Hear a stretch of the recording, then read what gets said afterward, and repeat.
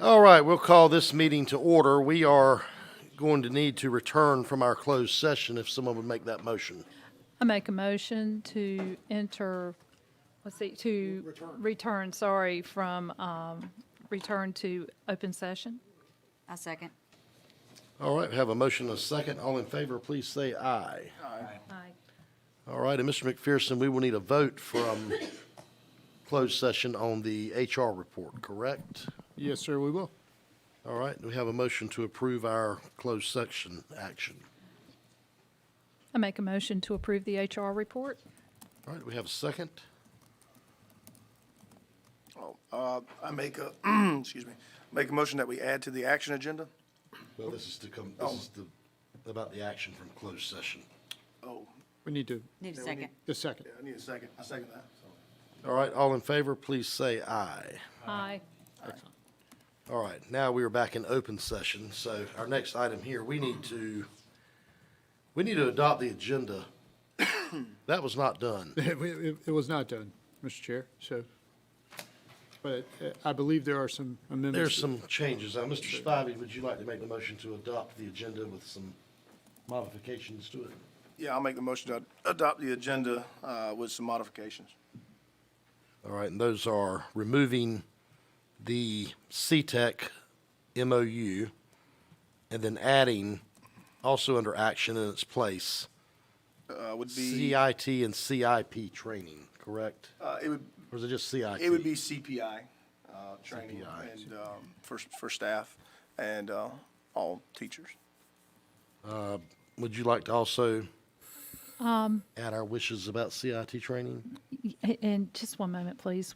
Do you want to remove the MOU for CTEC? we're- Or do you want to, or do we want to address that whenever we get to it We on need, we the, need to address and look at the MOU, but right Very now, for the good. topic with the CPI training, we need to go That- ahead and move on that one. absolutely. Dr. Breelove, So you do not want to move CTEC from the agenda today, is that what I'm hearing? no, we're not moving CTEC from the There you agenda. go. Yes.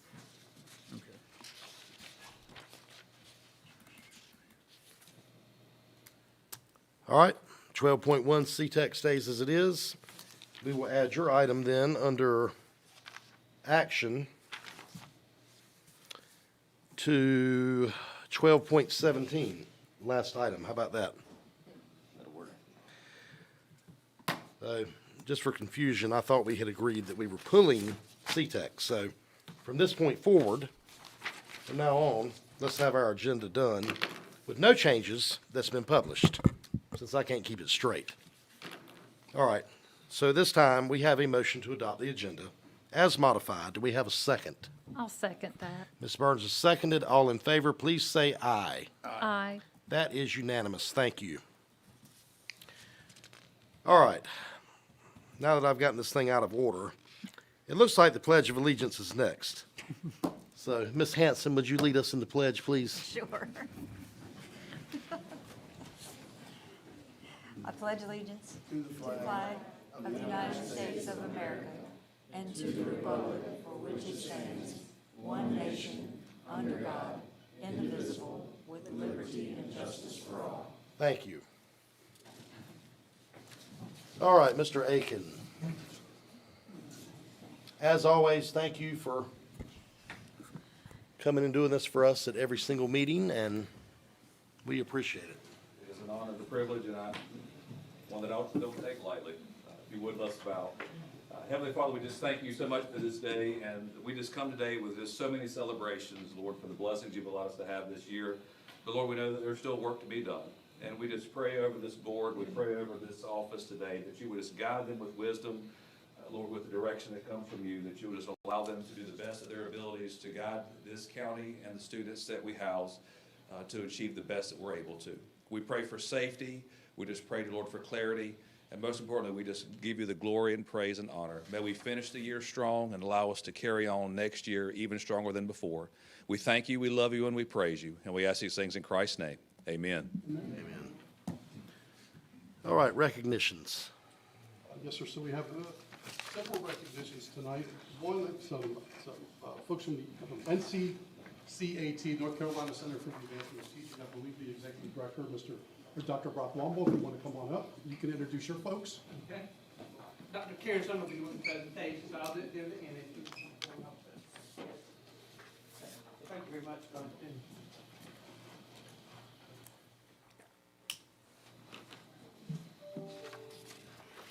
Good evening, Chair, board members, and Superintendent Breedlove. Thank you for the opportunity to be here tonight to recognize one of your own, an educator who reflects both individual excellence and the strength of the system that developed her.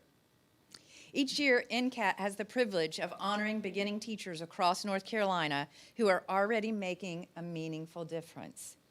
This year, we are proud to recognize Sophia Foster as the NCAT 2026 Burroughs Welcome Fund North Carolina Beginning Teacher of the Year runner-up in the whole state. Tonight, this recognition belongs not only to Ms. Foster, but to Pender County Schools. From the very start of her career, Ms. Foster stepped into the classroom prepared, reflective, and driven. But just as importantly, she stepped into a school and a district that invested in her growth.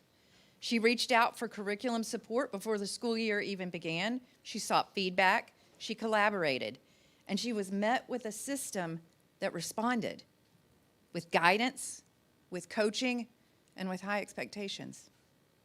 Sophia has built strong bridges with families, engaged community partners, and created opportunities for students to see the relevance of their learning beyond school. You did more than hire a strong candidate. You helped develop one. At the center of the Beginning Teacher Support Program is one simple belief here: relationships matter. The beginning teacher coaches, Lisa Godwin, Lindsay Paquette, and Jessica Harvey, wanted to break down silos and work collaboratively with beginning teachers, with mentors, with administrators, instructional coaches, and district leaders to create the foundation for long-term success in education in Pender County schools. The Beginning Teacher Support Program was intentionally designed to ensure that no teacher walks through their first years alone, and that matters. As a result of these efforts, the Beginning Teacher Support Program has become a source of connection and encouragement throughout Pender County schools. BTs know they have a team behind them and a culture where educators feel supported professionally, personally, and they're inspired to remain in the profession. That's the kind of work that strengthens the profession. On behalf of NCAT and the Burroughs Welcome Fund, thank you for your leadership, your commitment to beginning teachers, and the role you have played in shaping an educator of this caliber. And to Sophia Foster, thank you for the way you have already impacted your students, your colleagues, and this community. We're proud to recognize you as the NCAT 2026 Burroughs Welcome Fund North Carolina Beginning Teacher of the Year runner-up.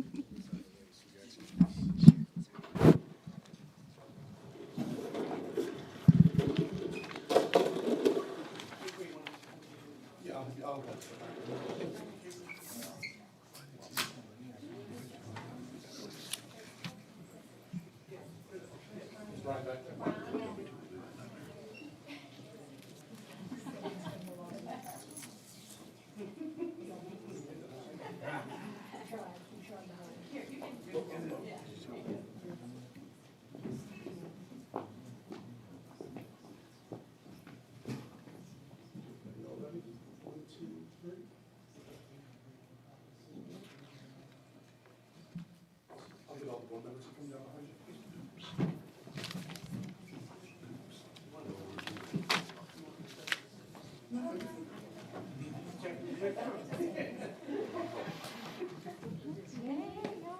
Thank you very much for letting us be here.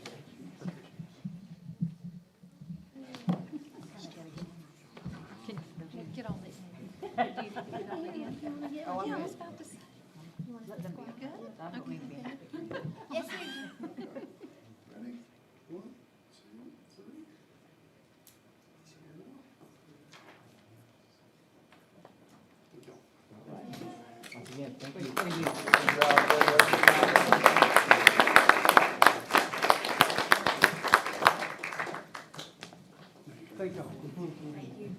Thank you. You, bro.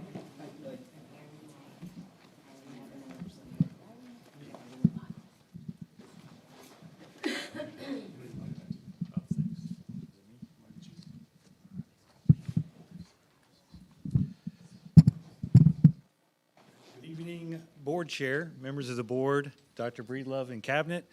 Tonight, we have the opportunity to recognize several outstanding students and staff members for their success in this year's Battle of the Books competition. Battle of the Books is a statewide reading competition coordinated through the North Carolina School Library Media Association. Students read selected titles, work together as a team, and compete by answering detailed questions that require strong comprehension, recall, collaboration, and quick thinking. First, I would like to recognize South Topsail Elementary School.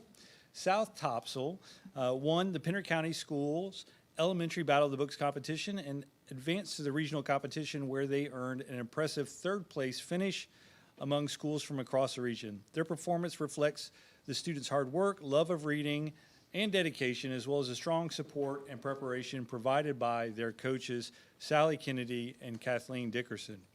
At this time, I would like to invite the South Topsail Elementary Battle of the Books coach to come forward, and she will share a few additional details about the competition and their team, and then call up the students to receive their certificates. Come on up.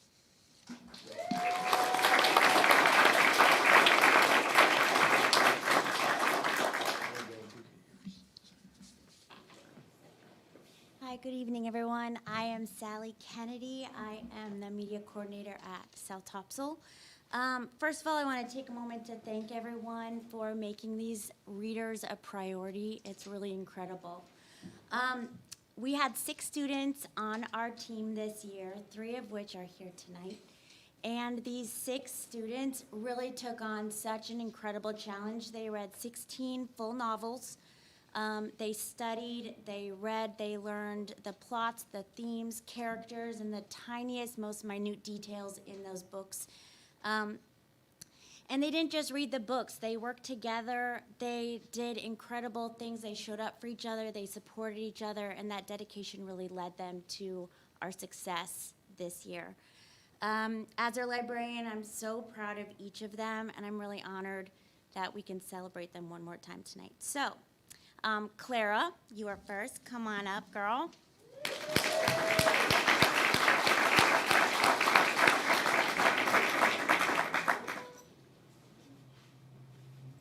Harper, come on up.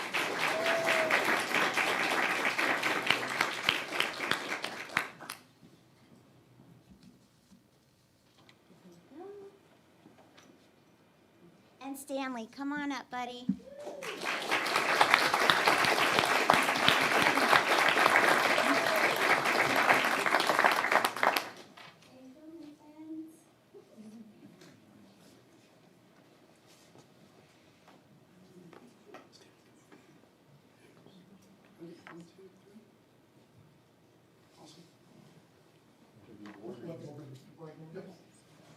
Shift you guys over here.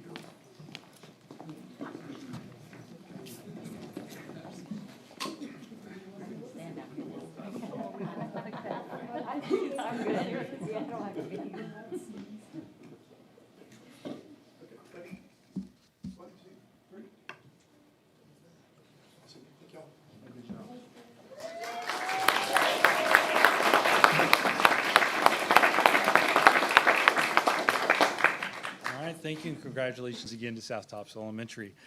Next, I would like to recognize Topsail Middle School. Topsail Middle School won the Pender County Schools Middle School Battle of the Books competition. They went on to win the regional competition on March 25th in New Bern and placed very highly at the state competition, earning 4th place. This is an outstanding accomplishment, right? Fantastic job. It's the first time that I've been working with media coordinators where we've had someone to go on to states other than COVID. which we weren't able to have a state competition that year. So it was fantastic to celebrate them and see them go on to do so well. We would also like to recognize Amy Engel, media coordinator and head coach, along with Jennifer Medwick, assistant coach, for their leadership and support throughout the season. At this time, I'd like to invite Topsail Middle School Battle of the Books coach to come forward, and she will add a few additional comments about her team and how they went on to compete in states, and then call them up for their certificates. So if you would come on up, Amy Engel, thank you.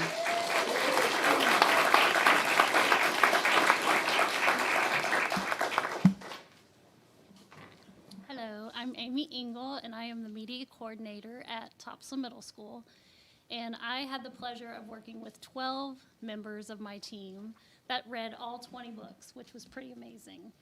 If you know middle schoolers, it's hard to get them to read one book sometimes. So these kiddos read 20 books, which I'm very proud of. It's also an honor that we got 4th place because looking back in the history, it wasn't just an accomplishment for our team, but it was also an accomplishment for Topsail Middle School because the last time Topsail Middle School went to state competition was in 2017-18. So that was incredible. So very proud of you guys. I have 5 of the 12 kids on our team. So I'll start with Ari Finch.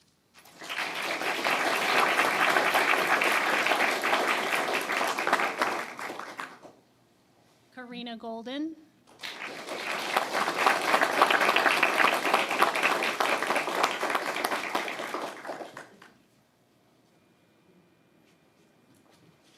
Freya McDougall.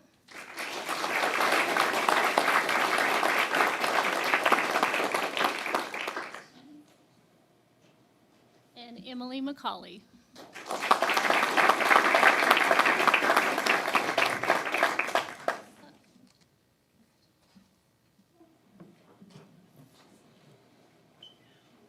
We're missing one. We got one more. Oh, came in. And Haley Street. I am so sorry, Miss Haley. Come on up.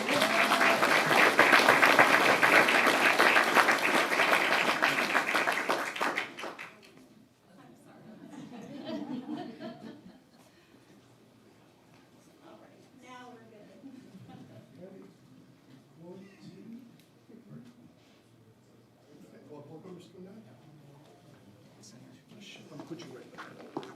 Just move this way. There you go. Come on, you're good. All right, we ready? 1, 2, 3. Awesome, thank y'all.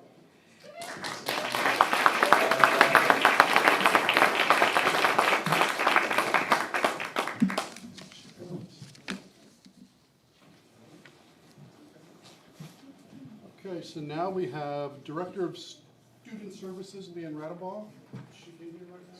She's back. Okay. Ms. Radaball is going to recognize some students and staff from a pair of our schools.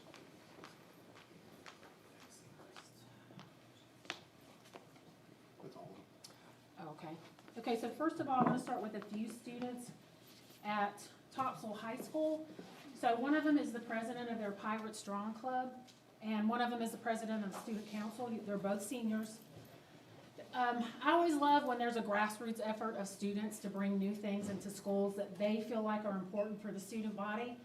And so this group of students, along with Nicole Cullen, who's the nurse there, who's head of the Youth Health Advisory Council, decided that they wanted to bring Scarlett Lewis in for the Choose Love movement. So Scarlett lost her son in Sandy Hook, and she made this whole life out of what could she do, what could she have done, what could students do to prevent tragedies like that. She did a lot of research, she talked with a lot of people, and came up with this Jessie Lewis Choose Love movement. It's curriculum, it's focusing on, I have my little notes here, courage, gratitude, forgiveness, and compassion to disrupt the pathway to violence. And these kids, students, grown men almost, and some girls, like spearheaded this whole thing. They had an interview with the radio station. They did fundraising, like they were boots on the ground to bring this to a community event in Topsail High, but also to the whole student body. And we really could not be more proud of them. Nicole couldn't come tonight, and some of the students couldn't, but George Calvillo And George, if I didn't pronounce that right, my last name's Radabah, and I've been used to that my whole life. So come on up.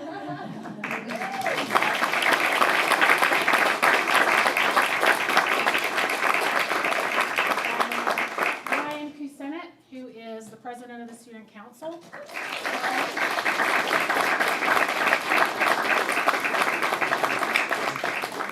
And thanks to their efforts, and Dr. Sasser's, like, they're gonna try to become a Choose Love school at Topsail High School, just to really create a culture of just inclusivity and wonderfulness there. So, could not be more proud.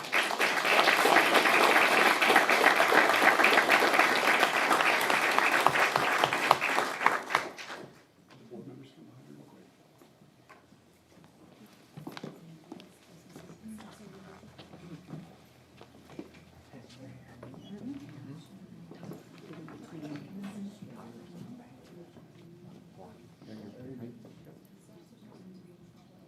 So you don't want to get the back. Everyone now is over 6 feet tall. Okay, ready? 1, 2, 3. Awesome, thank you.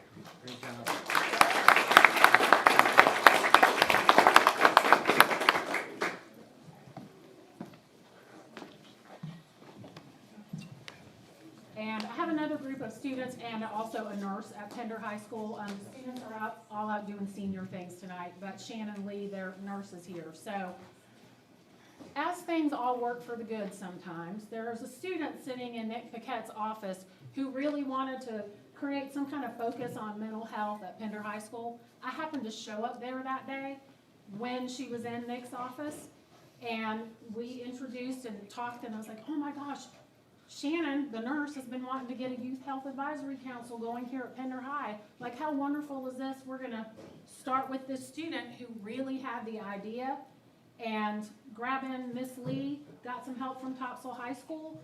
This group worked to work out the logistics to bring someone from the American Federation for Suicide Prevention to come do some talks about how to address mental health with your friends, how to reach out for help, and it turned out to be a really great thing. At Pender High, we had a student like the next day reach out for help and say, I did it because of the presentation that was done for the students the day before. And so we don't get to see all the time the kind of impact that those things have. So that was super important. So I wanted to recognize Shannon and the whole team, but Shannon was the only one that could come tonight.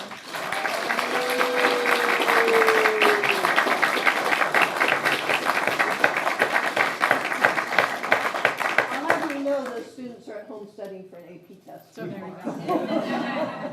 So just to say, our nurses just don't do Band-Aids. They do the whole child.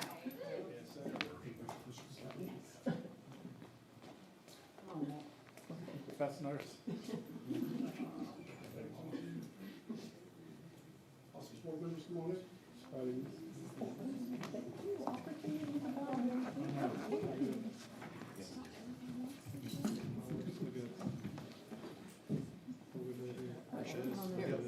We'll do the hug. Okay, that's comfortable.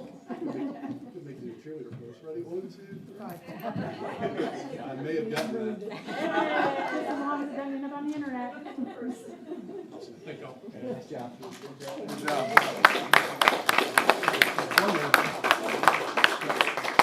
So now we have our Chief Academic Officer, Dr. Brandy Sawyer. We'll introduce someone who was very pivotal in the spring games that we just had, Pender County Special Olympics spring games that just took place late last month. Yep. So I would like to bring up Tony Hudson and Miss Kenny Walker to help me present this to Miss Bailey Graham. Miss Bailey, you can come up as well. But I'd like Kendi and Mr. Hudson to talk about all the things that Miss Bailey Graham has done to bring Special Olympics alive in Pender County schools this year. Humbled, honored to be working with such a strong leader. You know, she really drove the connection between Pender County schools and Pender County Parks and Recs and led that initiative to bring it back to our district. And a lot of work, and a lot of teaching for people who had never done it before. So it's an honor to be working with someone who's as passionate and has this much drive for our kids and is constantly advocating, for growth, inclusion, and making sure that all students are getting what they need. So it's very much appreciated. We definitely thank Ms. Graham for the work she's done. She spearheaded this.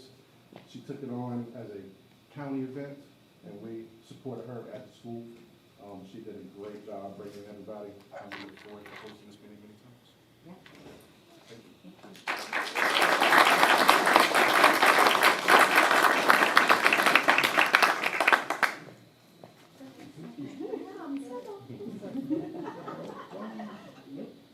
you. Awesome. All right, well, members.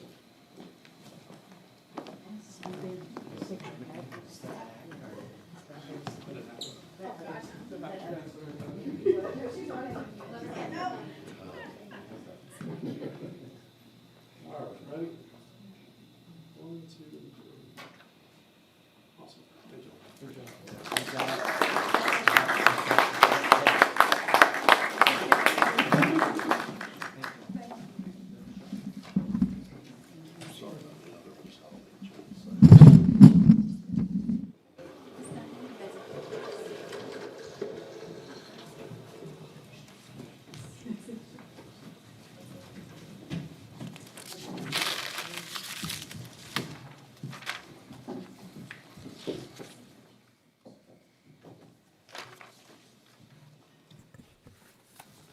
All right. We have no public comments, is my understanding. Is that correct? All right, report from the superintendent, item 9.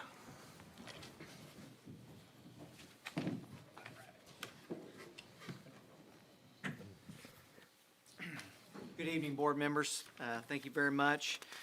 Just want to begin with saying that, May is here, and we have a lot going on in and around our district as a whole. As you know, this past week we have AP tests going on. We have started our EOGs, end of grade, and grades really start elementary, then we go into middle school, and then we always cap off the year with EOCs, end of course exams at the high school. And there's a lot of stress right now for students, for our parents, for staff. And I will say, though, a lot of times that stress is warranted, but with the amount of work and progress that we have made as a district this year, I am very confident in our students and our staff, and I just want to say thank you to them on behalf of Pender County Schools for the outstanding work we've done this year. The year's not over. We've got to finish out strong, and once again, have pride in the work that we have accomplished and lean on that as we progress into these final exams and closing out the year strong. In addition, May also is about celebration and recognition as we cap off the year. Last week, we held our Teacher of the Year beginning, Teacher of the Year, Principal of the Year, and Assistant Principal of the Year awards banquet. And I would like to congratulate Ms. Caitlin Bachman from Topsail High School for receiving our Teacher of the Year award. Also, Ms. Fabiana Seri from Heidi Trask High School for being named the Beginning Teacher of the Year. I'd also like to congratulate Ms. April Perkins at Rocky Point Elementary School as our Principal of the Year, and Mr. John Bryant at Cape Fear Middle School for being named this year's Assistant Principal of the Year. Each of these honorees represent the very best of our district and the kind of steady, student-focused work that happens in our school system daily. Congratulations to each of them. Board members, yesterday I did present the 26-27 proposed Pender County Schools local budget to our local government. As you know, we didn't receive a state budget this year, and as a state, we were the only state not to have a state budget. In other school systems like Pender County Schools, this makes it difficult for our school system to run, continue to run without a state budget, as we operate on previous year's allotment levels. The focus of our local budget for this year is to support student success through recruitment and retention of our amazing educators, through competitive teacher and staff compensation. In addition, the budget represents advancing our school system in the area of much-needed capital improvements. As an example, if anyone would like more details on this presentation and the PowerPoint is on our website, and the presentation's on the county's website as well. Some key dates and updates. Graduation schedule for this year. Thursday, May 21st begins our ceremonies here in Pender County Schools at 5 p.m. Pender Early College High School graduating at CFCC's Wilson Center.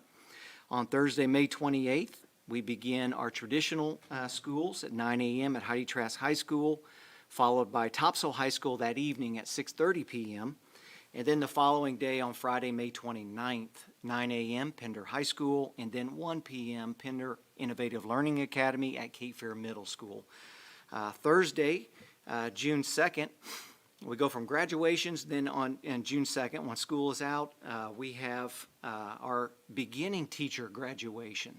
These are teachers in their third year. The last year, they are labeled as beginning teachers, and then we graduate them on, I guess, to just be teachers, right, at that level. So it is a great occasion, and it's one to celebrate because, as we all know, the data suggests that if you can get them to their third year and beyond, teachers will stay in the role, are more likely to stay in the role. So this is a big occasion for us. Also, on Wednesday, June 3rd, we go from the previous day of celebrating our beginning teachers to some bittersweet event, and that is celebrating the retirement luncheon that we have with our retirees. And so that's bittersweet. It's happy.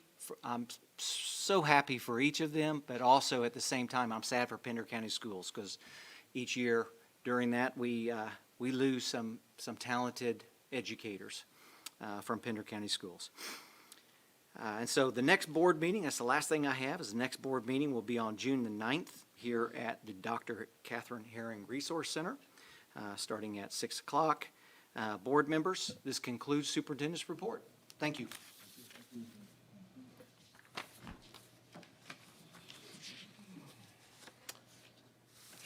All right, that brings us to the information agenda. 10.1, Dr. Grimm.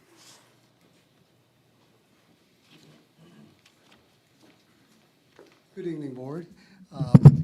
It's time for our MVP to give their monthly update. And Joe Murphy could not be here tonight, and so Andy Miller is stepping in to give that report. So, Andy, I'll have you come up to the podium. Good evening, Chairman Hall, ladies and gentlemen of the board, Dr. Breedlove. It's a pleasure to be here. I wanted to touch on a few highlights as we start off going through the dashboards. You can see under the comments that one of the items we wanted to draw attention to was the PCOs. There's 7 of those, which I'm going to speak about 2 of those. The first one is the Musco Sports field lighting. That's going to be a credit back to the construction cost budget, but will be added to the soft cost budget. So that's basically a wash. There's no increase to the construction costs. And the other one I wanted to mention was the NCDOT road widening construction materials testing. That will be an additional $98,019.40, but that will be reimbursed by NCDOT. The rest of the change orders are smaller and covered by contingency. So there is no additional cost of construction. As you can see here under our status logistics, there's 7 open RFIs and 13 submittals in review. And the green numbers showing the days they've been in the queue are well within the limitations for the turnaround period for each of those items. Next page, please. Here you can see the percent completed of 58%. Again, that tracks about a month behind actual construction in the field. You have a contract sum of $130 million, a current payment due of 4.83, and a total earned less retainage of 72.65. And here again is the PCO log if there's any questions on any of the PCOs. Okay. Hearing none, I guess next page, please. As you can see here, your total budget is $142 million. The $130 million is where the credit for this field lighting will be applied to.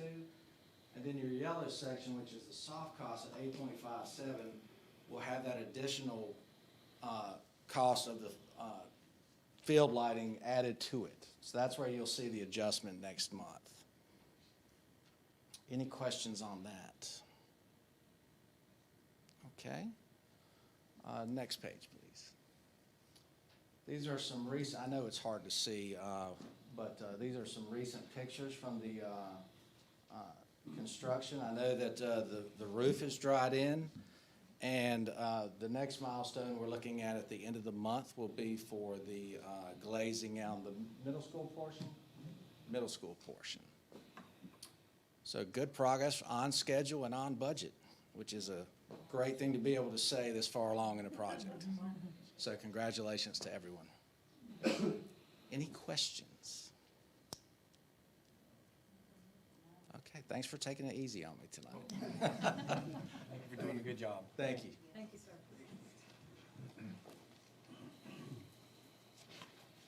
Yep, 10.2. All right, our next presenter coming up is Lori Pittman. Oftentimes you're hearing about the construction on the building, but we don't hear a lot about the inside of the building. So I thought it was time for you to hear an update on some of the design, the building colors, and the graphics. So I think you're going to enjoy this presentation. All right, Lori.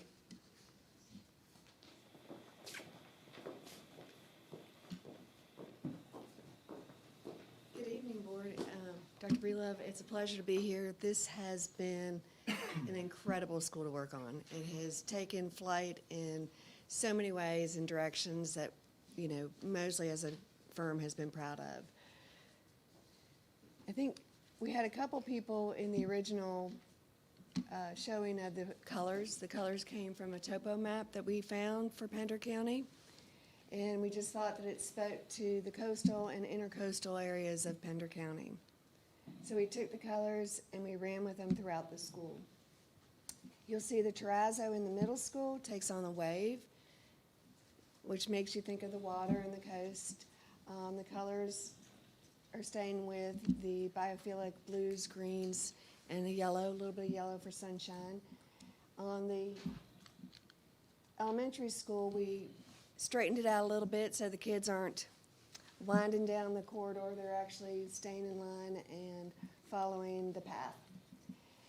The media center is up in the corner for the elementary school, and you'll see that we are looking at the biophilic again from water to the grass. So we're trying to maintain the progression of the land.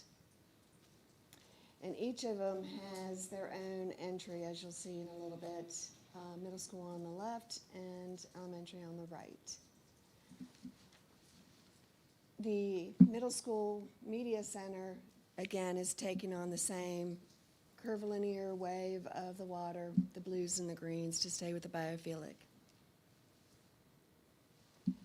So when you walk into the school, you'll have the acoustical light fixtures, so it'll help temper down the sound, but still providing a whole lot of color and interest as you come into the building. And then the gym, the new colors for the school, both in elementary and Pender, replicate the Seahawks, which is kind of a fun, bright, energetic colors of lime green and blue.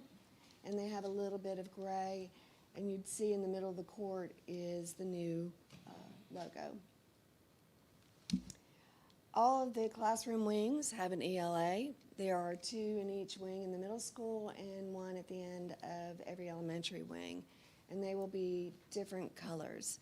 So each wing has a primary color and a secondary color.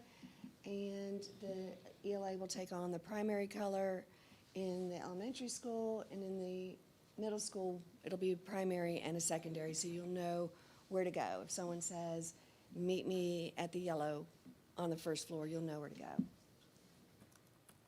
And that's just one more of the ELAs, and we tried to color code the stairwells so it'll be easier for people to see. So you'll have blue stairs and green stairs.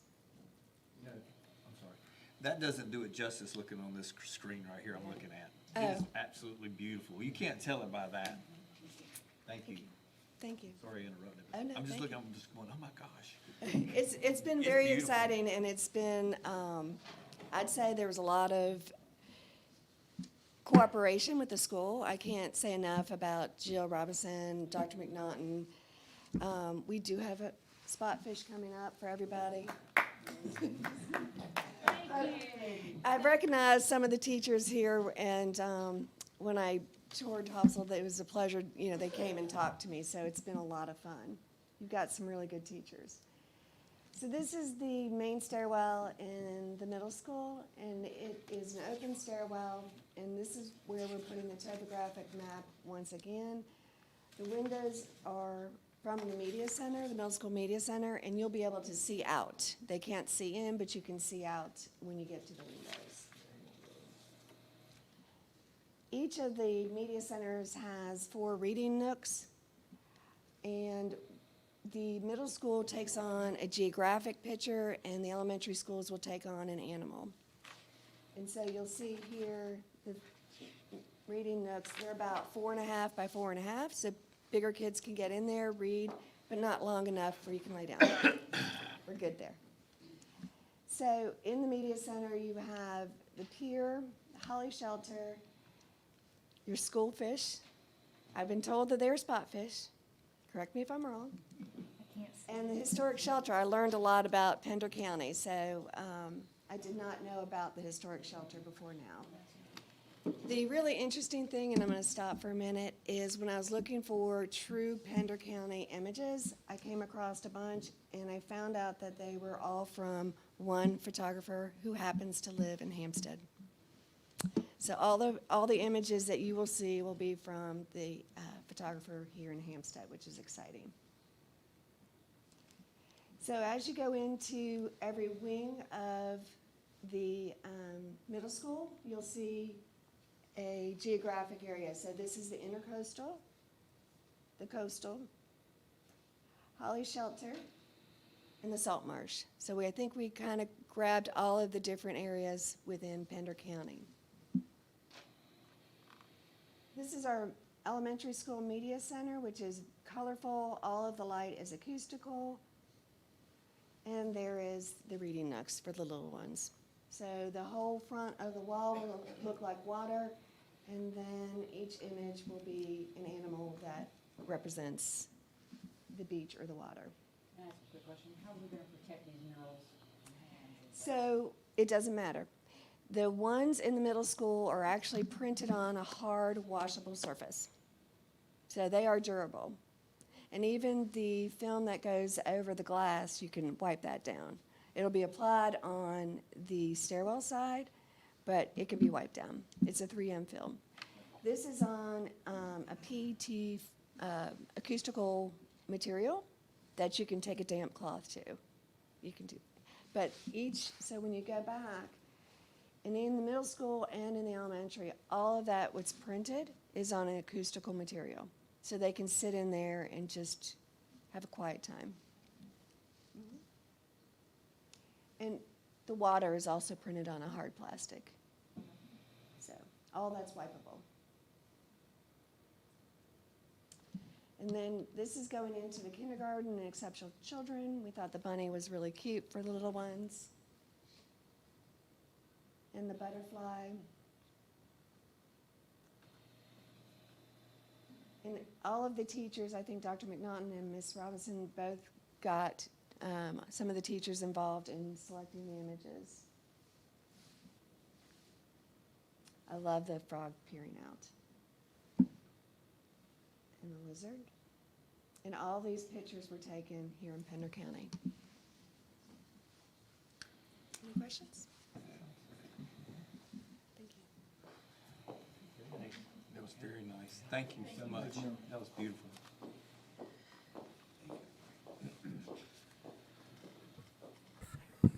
All right. Item 11 is the consent agenda. It has several items on it. They're voted on all as one, so do we have anyone that's got any questions on any of these items? This would be 11.1 all the way through 11.7.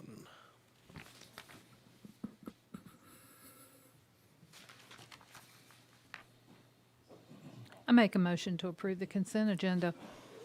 All right. Ms. Burns made a motion to approve the consent agenda. Do we have a second? Second. We have a second. All in favor, please say aye. Aye. All right, that's unanimous. Thank you. Under the action agenda, we did not remove item 12.1, CTEC. So we need a vote on whether we're going to do this MOU or not as it stands. Would someone like to make a motion for approval? Actually, I have a question. Do we know does CTEC offer anything that we are not offering here through our CTE program? Or our academic program. Dr. Or our academic- Yes, Dr. Sawyer, can you speak to that? Who's our Chief Academic Officer? All of last year when we had this conversation, one of the only things that we had that's different that we can't offer would have been the Spark Lab, which we now have at Heidi Trask. So there's not any programs that we can't offer students, whether it be a culinary program, a wood shop program, any of those other types of programs we can offer. In addition to, they do, send their students to CFCC in the last 2 years for a lot of things. We obviously offer that. We also have the new College Accelerator program, so that students can start in ninth grade. So it does widen the availability for students. And Spark Lab is open to students from across the district. From across the district, yeah. And it is wonderful. And our culinary lab will be open at Pender High. And yes, ma'am. Yes, ma'am. That You're is the gonna goal. hear about that later too today. That is the goal.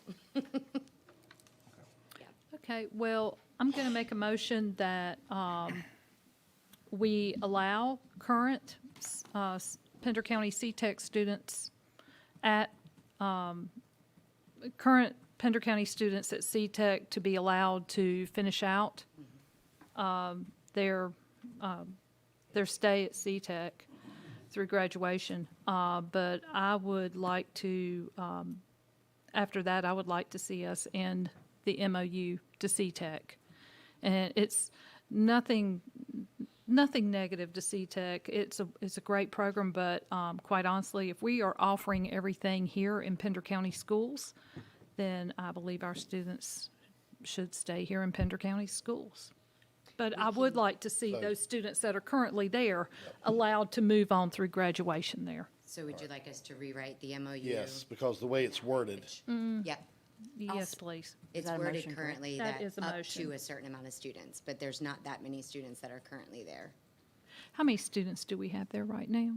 Around 7. 7. Okay, well, like I said, as my motion said, I would like to allow those 7 students to go ahead and complete their education at CTEC should they wish. But I think that the collaboration between Pender County and CTEC is pretty much done at this point because we can offer everything that they do. So would you add to your motion to instruct staff to write a new one? And I would instruct staff to write a new That we will MOU. then Thank have you, a Mr. vote Hall. on at our next meeting, unless you need it sooner. Do you need it sooner? I don't think so. The kids aren't due to start back CTEC until, it can wait till the June meeting, so we can put it on the June meeting. So to be clear, Ms. Burns' motion is not to approve the MOU as written. Just so we're all clear on that, because it's probably in our packet that way. So, All right, Ms. Burns has made that motion. Do we have a second? I'll second. Mr. Reeves has seconded. All in favor, please say aye. Aye. That is unanimous. Thank you. Thank you. Thank you. I think I'm going to take Kevin Taylor's Yes, place. he's out. 12.2, the EC prom. Yep. So after the committee of the whole, we have agreed to offer assistance to SEPTO, the Special Education Parent-Teacher Organization, by providing space and necessary guidance through the process of planning for those events. And there's no fiscal implications to us, to Pender County Schools. Okay. All right, we have a motion to approve, and when would this prom be? They don't know yet. They don't know No, yet. I mean, not a, like roughly, it'd be next year, Next this year. coming. It would be next year, yeah. I think the last time we had it, it was in the winter, wasn't it? It was. Do you remember? Yeah, 2 years we had it in the winter. I 2 think, years ago, we didn't had it in the winter, and then at some point, we had it in April, May, so really, Before it's just that. depending on when they decide to plan that, when space is available. Well, right now, SEPTO's got pretty much a clean slate to go in there and, work with staff Yeah. to pretty much to take it and do whatever they need to do with it, or however they feel, would Oh, yeah. the EC population would benefit from it. So I make that motion to approve the EC prom. All right, Ms. Burns made a motion. Do we have a second? Second. Ms. Hanson has seconded. All in favor, please say aye. Aye. That is unanimous.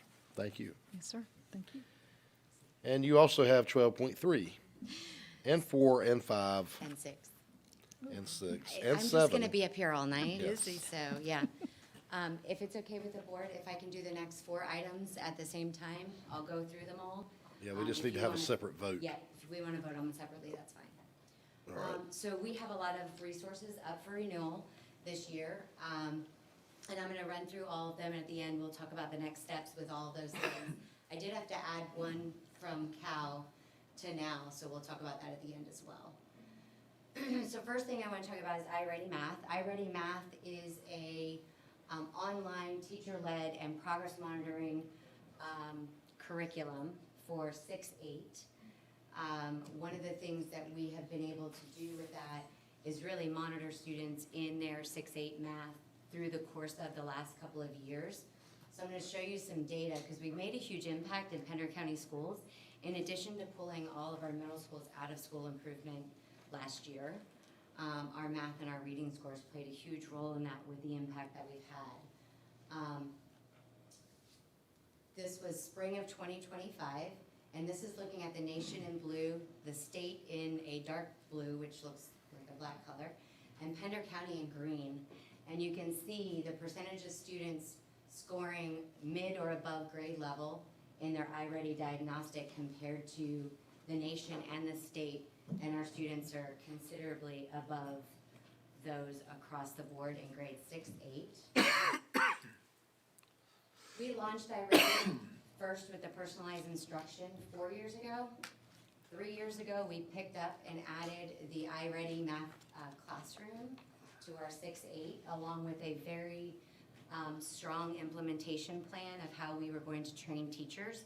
Because you'll hear me say over and over again, it's not about the resource, it's about what the teacher's doing with the resource. So we invested a lot in what we were doing with teachers. We have consistently, since we have adopted our iReady Math curriculum, outperformed state and national averages. How is our staff receiving the curriculum? Are they enjoying it? Or They not? are. Yep. The iReady Math curriculum overwhelmingly has been something that has gone very well with teachers, with students. It adds a lot of rigor to the classroom. And we've spent a lot of time with them. It's a very hands-on curriculum, so they're actually doing math, real-world problem solving. Yeah. So this is looking at student growth across all the domains, numbers and operations, algebraic thinking, measurement data, and geometry in grades 6, 7, and 8. And you can see from the fall to the spring, this is a 1-year growth pattern. The fall is in the light green, the spring is in the dark green, and you can see where we were. we've been considerably increasing our math scores across middle school, even on end of grade. So our growth is showing in our end of grade as well. The next is Star Renaissance Math and Literacy. Star Renaissance, we adopted 2 years ago, started with Star Renaissance Math in K-5, because we didn't really have anything that was a good standards-based benchmark assessment to see where students were in the standards.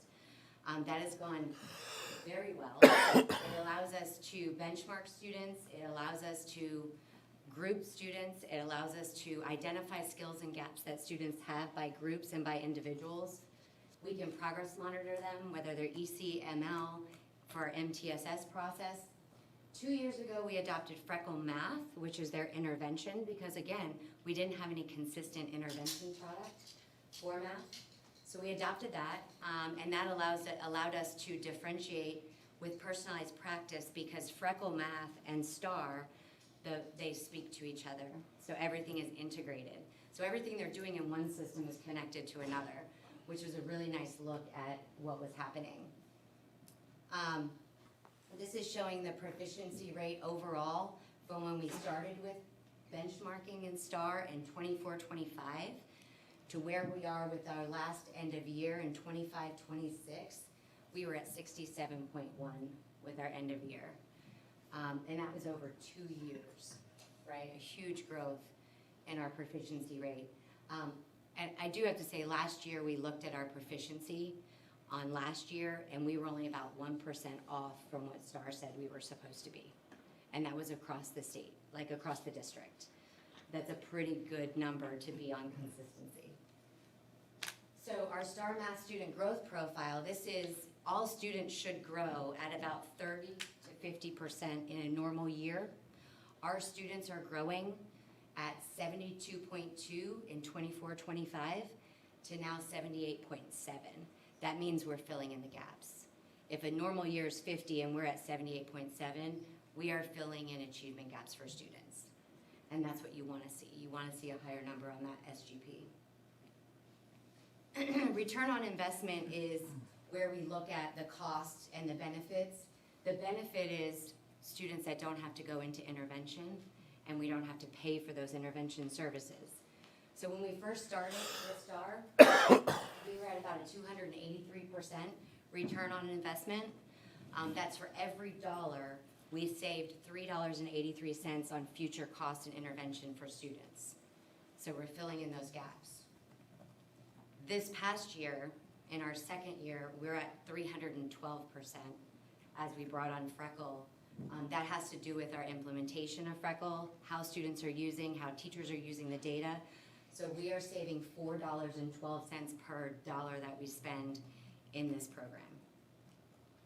One of the things that was an overwhelming request from principals was to bring on STAR Reading and Freckle's version of ELA intervention to help support with reading to help fill in the gap. What we're seeing is coming out of COVID, we're increasing our scores and filling in the gaps much faster in math than we are in reading. So we needed some additional support in reading. Eureka Math Squared is our 3-year renewal and this is for K-5 math curriculum. It's a very student-centric learning approach where they get guided inquiry. If you walk into a math classroom at the elementary level, you see kids doing math. They're not doing worksheets, they're actually doing math. This is their Eureka Math process, very real world in their application. A look at our grade level proficiency from before we started to where we are now. We started at a 61.9. Last year we ended at a 65.2. We're shooting this year for a 68. So we're always shooting for an increase of 3% per year. And that's 3rd grade, 4th grade, and 5th grade. I want to outline the bottom graph really is the growth that we've seen in STAR. And it's all green, which means they're all positive increases in growth for students. And we monitor this throughout the year. So they just took their last EOI.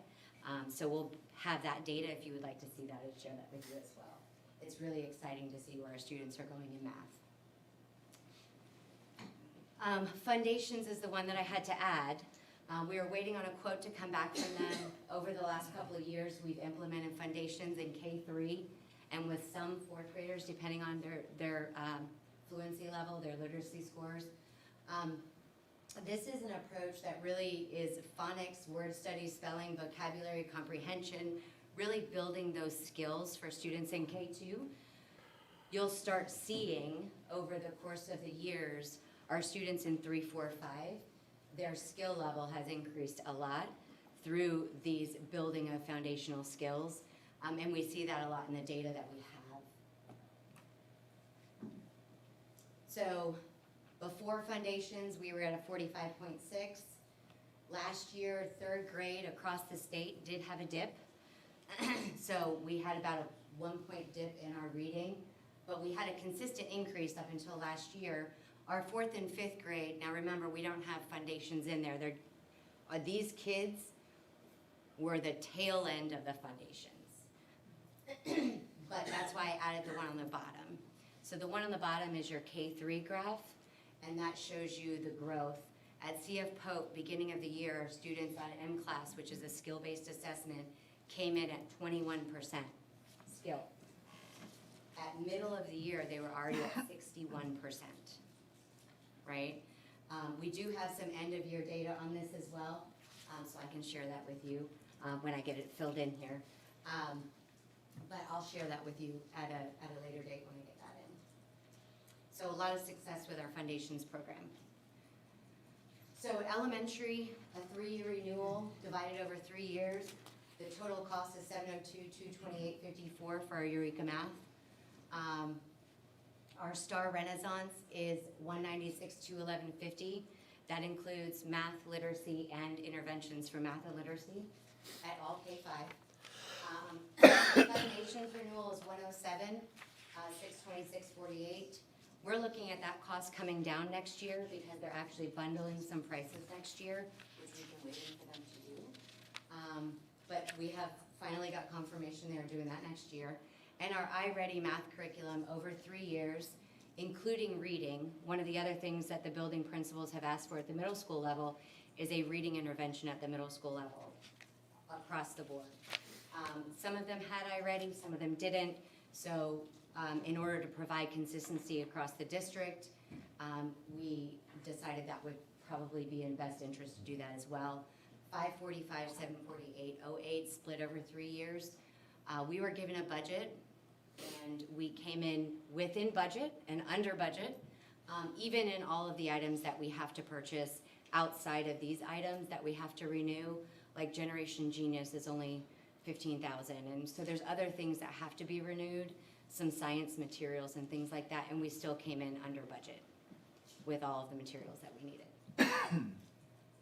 So I'm asking for, next steps. So board approval. We're working on a PD plan and some continued professional development, ensuring that new teachers get what they need, but also veteran teachers that have been using the materials get what they need as well. We have to order and deliver the materials and resources to schools. We're working on pacing guide revisions next week, and not next week, the week after next, with teachers. And then again, we continue to monitor, collect the data, and analyze through the length of the contract on a regular basis. So I would be asking the board to approve all 4 of these, and we can do them one by one. Starting with, I think, Star Renaissance. 12.3. All right, 12.3, Renaissance Star Renewal. Someone like to make a motion for that? I make a motion to renew Renaissance Star. Yep. We have a second. Excuse me, I'll second. All right, we have a motion and a second. All in favor, please say aye. Aye. And that is unanimous. 12.4, Eureka Math. Do we have a motion for that one? I make the motion. We approve Eureka Math. All right, Mr. Spivey has made the motion. We have a second. I'll second.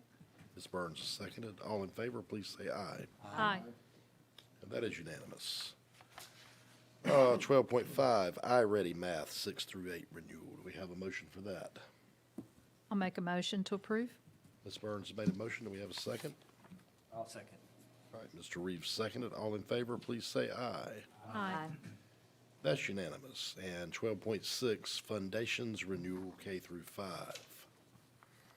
Have a motion for that one. Make a motion to approve Foundations K through 5. All right, Ms. Hanson has made a motion. Do we have a second? I'll second. Ms. Burns seconded. All in favor, please say aye. Aye. And that's unanimous. All right, are you also doing the CTE plan, or? Oh, I'm just going to introduce Mr. Dominique. All right. Every year, we have to get our CTE plan update and local plan approved and signed by the board. So I'm going to invite him up to do his presentation for you. All right. Good evening, Chairman Hall, members of the board, Dr. Breedlove and Cabinet. Such an honor to be here to talk about CTE. It's just an honor to be able to serve and lead as CTE director in Pender County Schools. Truly believe that we have the best CTE program in the state of North Carolina. And we have some numbers that you'll see later that proves that we are the best. So as Dr. Sawyer said, every year we have to write a plan, and the plan has to be approved by our Board of Education. There's a signature page when you sign that signature page that allows us to receive our federal funds. Okay? So this is our updated local plan.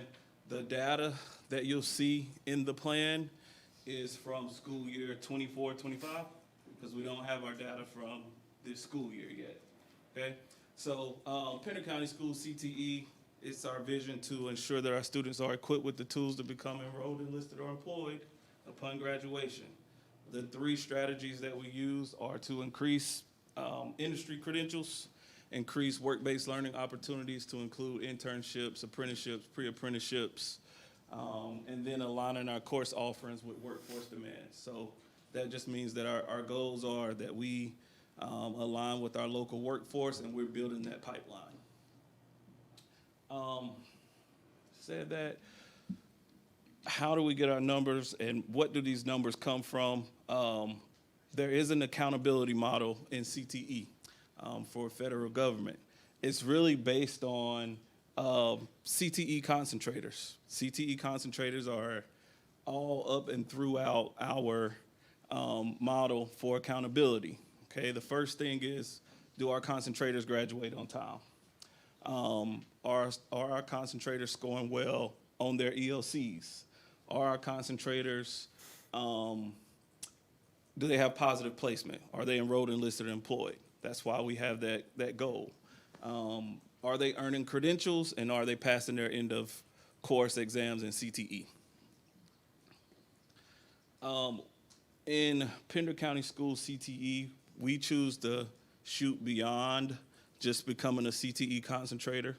It's a good thing. It's a great thing. It's one of our goals.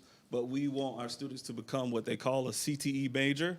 A CTE major is when you not only concentrate in a pathway of study, but you then take on an internship or a pre-apprenticeship or a course what we call advanced studies. All right, and we're working towards that. Some things that we're doing is our partnership with Cape Fear Community College. So any of their programs that they have apprenticeships, they already have established apprenticeships.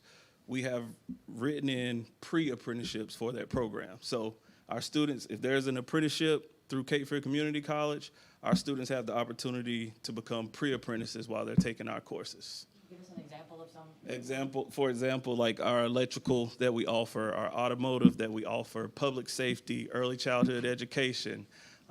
Those are the ones that most of our students are going through right now. And so we are there. So some of our numbers, here's our enrollment numbers for the past, looks like 5 years. But as you can see, there's a steady increase in CTE enrollment in the high school and the middle school level.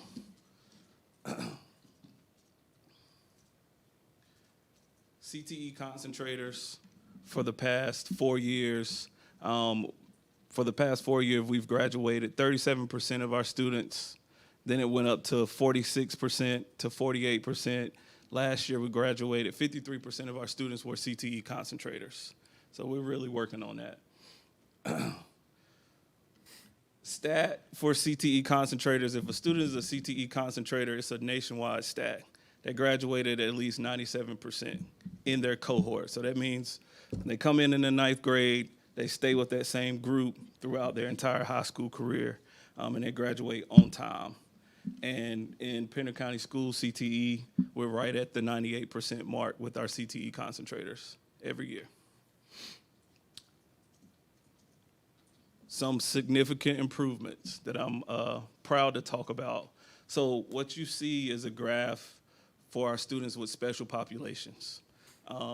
EC, economically disadvantaged, students who have parents who are active military, students who are parents themselves, English learners, and what we call non-traditional concentrators. For the past 2 years, since we've had a focus on those particular students, they have grown, and they have shown growth in their, and this data shows where they are with their proof of learning is what we call it, which is basically their EOC or EOG for CTE, the exam that they take for CTE. We are at 90% overall. 90% of our students who are considered special population students, students with disabilities, English learners, are passing their CTE exams. Amazing. Credentials. Y'all know we like to talk about credentials. The number one thing I want to say is we did a three-peat. For the past 3 years, we've been in North Carolina top 3. We're on our way back to doing it again. Last year, we earned 7,468 credentials at an 88% rate. This year, we've already earned 7,825 credentials, and we're still counting. And it's still at an 88% rate. So we're looking to go back on the top 10 list.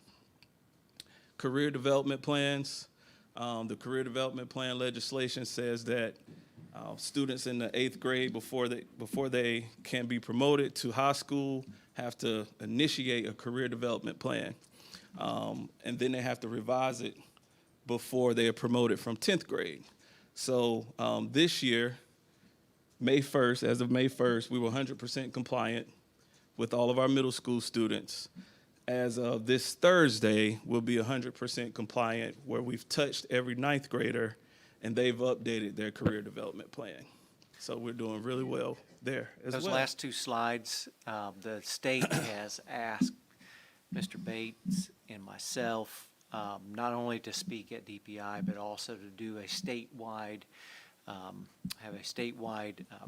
conference call about what we're doing in Pender County. And my hat's off to Mr. Bates and the entire CTE team, our school principals, our counselors that are working the yes into our students' pathways of what they would like to do and how we're supporting them, and starting early as 8th grade and develop that career development plan is paying off well, because we were one of the first counties to have full implementation of a career development plan in the state. And so I just wanted to point that out. Dominique is not tooting his own horn enough, so I just wanted to make sure that is, He never does. that we all know the great job that CTE is doing. Yep. And it's, because you guys support us. And then speaking of support, communities and schools, we have a partnership with communities and schools. We have a 3-year grant where they fully support all of our career and technical student organizations. So you see the Skills USA, HOSA, DECA, FFA programs, communities and schools this was the first year. So for at least for the next 2 years, we're partnered with their after-school program where they pay for their travel, they can pay for their hotel, they pay for all the supplies. And so it's just increased participation with our career and technical student organizations. So that's huge. This year we did a Shark Tank event, partnered with a group called Genesis Block and one of the owners of High Tides and Good Vibes in Surf City. and we did a Shark Tank event through our entrepreneurship classes. We're working on our MOUs with Novant Health and Wilmington Health for our certified medical assistant students. We have certified medical assistants. We just had students who passed their certified medical assistant their credential, and they're certified. So when they graduate, they can go out and be medical assistants. The career development plans, ROTC credentials. ROTC is now part of CTE, and they have credentials attached to them. Next school year, we'll be offering robotics in some of our middle schools and our high schools, as well as courses on artificial intelligence. This helps us satisfy the computer science graduation requirement for North Carolina. And then we're going to have our Pender High School Family and Consumer Science Lab up and running next school year. So priorities moving forward, we're going to try to increase our CTSO involvement in middle school, and our CTE pathway majors. Going to continue to provide professional development for our teachers and increase our offerings with courses that offer credentials if we can and where it makes sense, and continue to just push the needle on post-secondary placement, enrolled, enlisted, employed, and really dive into the career development plans. Focus on vertical alignment, focusing on our regional labor market, and including some honors offerings for our students. Any questions? Amazing job, you and all of your crew.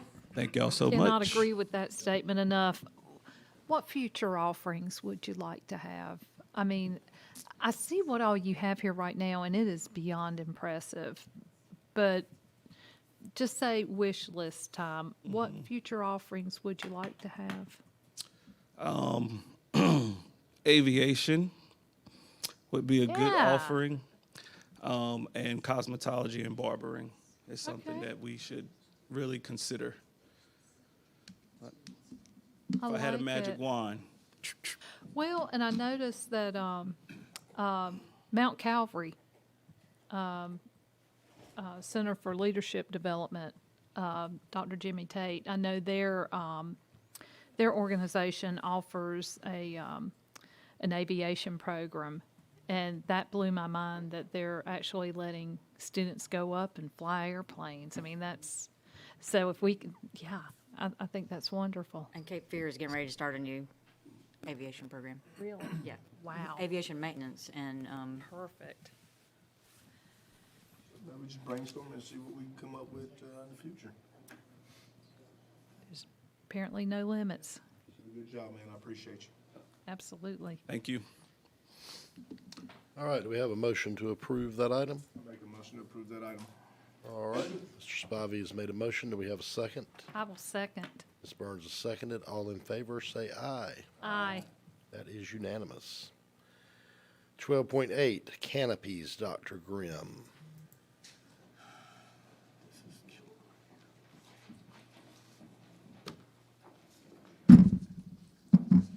Yes, good evening again. And before I invite Mr. Price up to talk about the canopies, Mr. Hall asked a really good question at the last board meeting. He asked, how many schools have canopies? Did all of you receive my email on that? Sent that out to you. And so we did add 3 canopies this school year to our district, CF Pope, South Topsail, and a replacement awning at the JROTC at Pender High School. So I think one thing I felt challenged at our last meeting was to make sure that we have the canopies on our CIP plan, and we're continuing to add canopies throughout the district on both sides. So I promise you, as long as I'm here, we will be doing that. All right? So it's very important. I know as a school principal, we had a canopy to my school that had about 800 students, and it made a really big difference in the rain and in the really hot days at Fort Bragg, where I was working at. I've invited Mr. Price to come back. He's got some updates on the J.H. Lee canopies and pricing. And so if the board so chooses, I'd recommend approval, but we'll let you discuss that with him. Thank you. Thank you.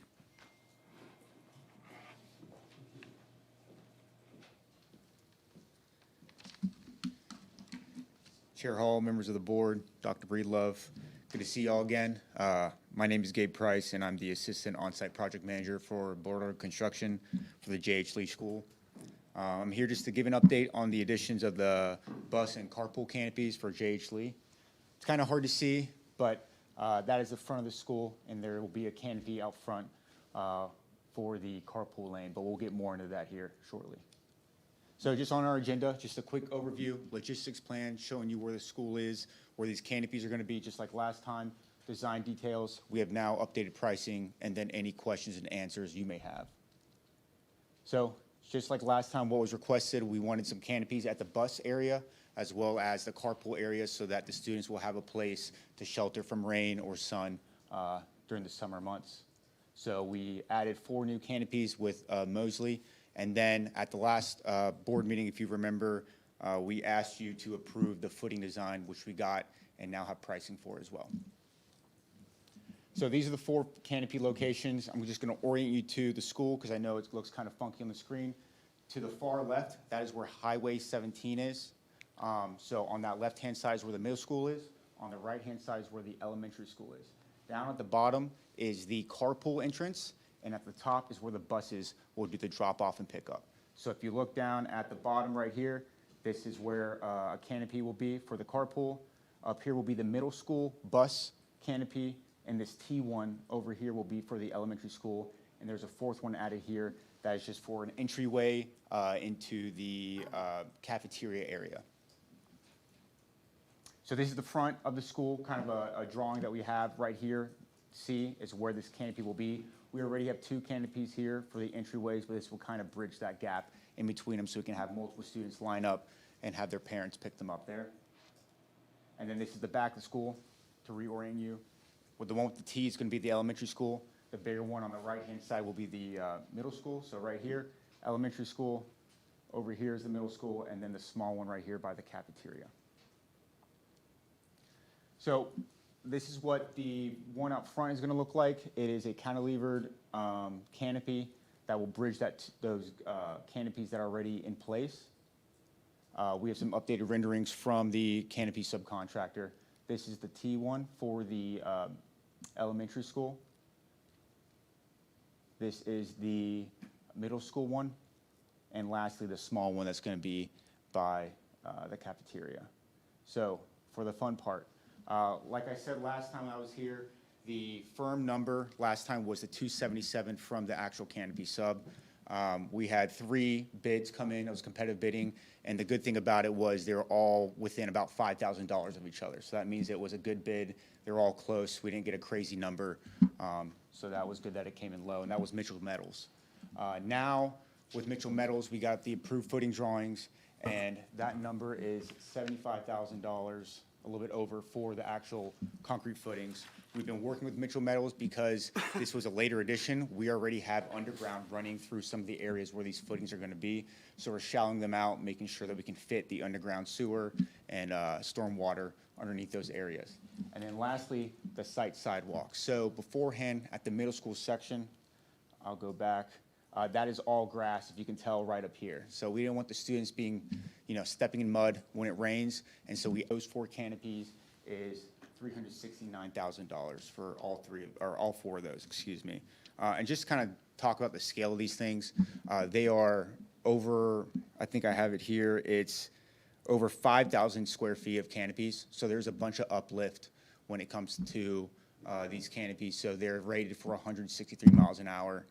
For hurricane winds, and so they won't be torn out of the ground. That is more important than the pressure that will be coming down. And so that's why these footings are so big. It's actually 120 cubic yards of concrete that has to be used to hold down these canopies with that wind because they're so large. So we got these numbers late last week, so I didn't want to mess with the agenda and send something late in. So we do have all the final numbers for the canopies but I wasn't able to add it as a PCO just to not mess with the agenda. But everything is finalized. It can be approved at the next board meeting if that is easier for y'all, but I will open it up for questioning. Actually, excuse me, one more thing. It's going to be coming from the owner contingency. Right now, we have $3.1 million in the owner contingency. It's very healthy right now. So there is plenty of money there to be used at your discretion, of course. But that's where the funds will be coming from, is the contingency that we had set aside for changes that would happen on site that weren't planned in the beginning. So, any questions? No, I got a comment. Yes, I'd sir. like to thank Ms. Burns for spotting that when she did. We were out there riding around, she's going, wait a minute. Because if not, we would have had kids walking over 200 feet in the rain with no cover at all. So thank you, Mrs. Burns. That was a good spot. Thank Yeah, you. she did. She went, wait a minute, there's no canopies there. So yeah, I'm glad she It was caught over that. by the loop road. I remember where you pointed it out. I was like, she's right. She's retiring from the board. Maybe she can get a job working with the architect on that. Because they missed it too. Well, actually, then I would like to thank my son because he he has some sensory issues, and I remember when he was little, dropping him off at school. If he got wet, his day was ruined. And when we were driving around there, I thought, wow, there's some kids that are going to get wet as they're trying to get into school. So it just to kind of let you guys know where my mindset was. I'm always thinking like that parent. So, but thank you, Mr. Reese. I appreciate that. And also Dr. Grimm came up with the idea of, on the rainy days, we'll move this one down and this is where the kids will get off instead of the regular one. Yep. So yeah, that was a great call too. And then, I guess, do we want to hold off for the next PCO? Or for the next, make this an official PCO and get it approved in the next agenda? Or will we do We got it approval on tonight? action right now. Okay. Someone like to make a motion for approval? I'll make a motion for approval. Ms. Burns has made a motion. Do we have a second? I will second. Mr. Reeves seconded. All in favor, please say aye. Aye. And that is unanimous. Thank you. Awesome, thank you. And I have one last comment / question. I know at the last meeting, the boardwalk was brought up, and as a potential add for the project. We have not done anything as requested, but we just want to check in, make sure do you guys want to pursue that boardwalk by the loop road, or do you want it to remove from the project completely? I make a motion, we move from the project completely. Okay. Yeah. Just one question. Yes, ma'am. Do we have a price on that? No, so that was that big range from $700 to $1.4 million. Depending on what we're using there, I know we didn't want to use any wood. That would, of course, be a cheaper option and, wouldn't last as long, but just depending on the So- materials. If you need an answer on that, Brandon, we need to add that as an item officially, correct? Yes, sir. Or can we just tell him right here not to worry about it? I think you tell them right here, don't worry about it. There's your answer. Thank you. That's worked for me. Thank you, thank you. Awesome. Yeah. That's All my right, last- Dr. Grimm again, thank you. Thank you. Thank you. 12.9.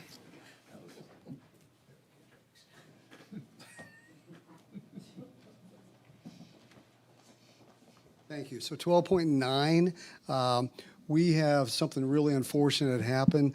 The second chiller went out at Cape Fear schools. Unbelievable. I'm just so surprised because we had just ordered the other one. So I've got Mr. Kaiser here to talk a little bit about that and the rental chiller that we've put in place at a very expensive cost. So, Mr. Kaiser?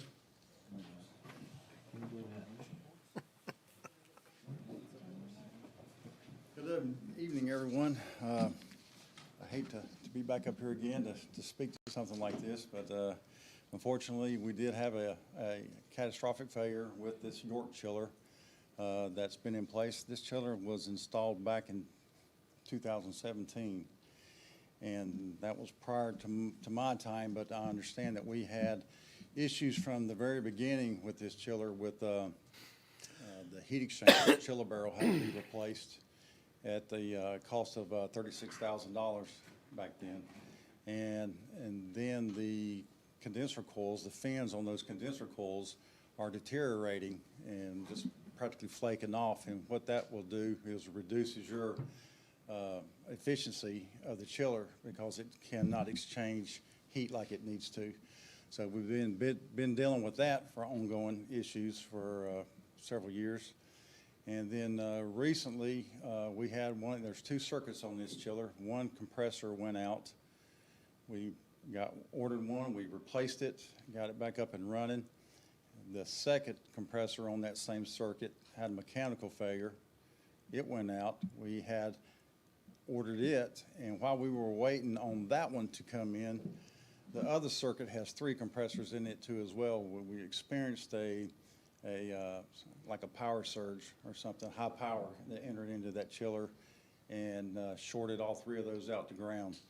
Now that's the same response that we had. We were shaking our heads, and I had a third-party HVAC company, reputable company, come out and confirm our findings, and all 3 of those compressors were shorted out.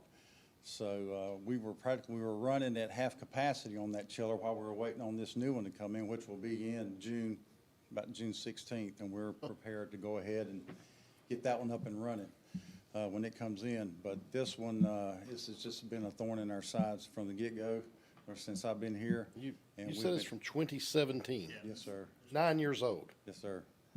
So, What brand was that? York. Yeah, there you go. Yeah, so everybody can hear that, York, 9 years. We're not going back with York, are we? No, we're not, Going sir. back with Train? We're going back with another train system. Goodness, okay, yeah. I used to work on those things 30 years ago. They were a piece of junk then. They are. They were. Residential on up. All of it. Yes. But that's where we're at with that, and what we're looking to do is to get approval to install a new one. The chiller ordering date would be like 3 months out. I mean, we order today, it'd be 3 months before it gets delivered. So that would fall into our next year's CIP budget. So the cost for this is roughly $255,000 to replace this chiller. And the purchase of the chiller would be performed through the Omnia purchase program, like we've been doing with these others. And we are on task for the other chiller, Tops of Annandale. Everything will be in right on time, and we're going to follow through with those projects through the summer. But to continue with having redundancy at Cape Fear schools, we need to get this chiller back installed and get it up and running. We have a rental chiller in place now. I have to give kudos to our HVAC department, because that chiller went out one day, like on a Thursday, and we were able to get a rental chiller out there. My guys worked a lot of long hours to have that chiller disconnected and have it ready for the crew that came in to install that new chiller the very next day. They were there at 9 a.m. and by 1 o'clock that afternoon, we had cooling in that school. So, matter of fact, the principal even made the comment, he's never felt it so cool in there. So, but we can't keep that rental chiller there, so, we got to get these new ones in. What are we getting hit on for that rental chiller right now? The initial cost was $25,000, and the next month it will be approximately $21,000. I'm hoping that we do not have to go into more than 2 months on this thing, because that new chiller will be in the second week of June, and we should be able to have that up and running quickly. It's coming in the second week of June, and we're in the second week of what, May, right? So we're gonna have to hold it for that month. I'm hoping. But now that second month, we should be up and rolling. That's right. Okay. That's right. It shouldn't take us about no more than a couple days, 2 or 3 days to have that new chiller installed with the piping and all. The piping will be the biggest thing, so. And how long will it take you to get this chiller in? It's 12 weeks. It's the same as the the other ones are 12-week lead time on them, so. So. Wow. They make them, they produce them whenever you order them. They used to have them stacked up in the yard, but that was before COVID. And after COVID, So Lord willing, we should be able to we have got the 3 months second left. chiller installed by the time school starts back yes, then? ma'am. Yes, ma'am. All right. 9 years.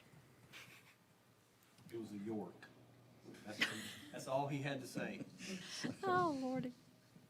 Train or carrier, that's the way to go. So my recommendation is to go ahead and get this approved so we can get it installed. I make a motion, we approve. Mr. Reeves made a motion. Do we have a second? I second. Mr. Spivey has made a second. All in favor, please say aye. Aye. That is unanimous, of course. Thank you for your time. Thank you. Yes, sir.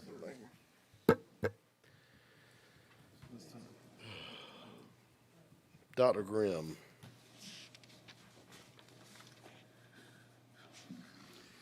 Ms. Sawyer and I were just talking about who had more agenda items tonight, so we're not sure. So, next, I just want to talk with you about a proposal to sell the paint booth that's in one of our warehouses.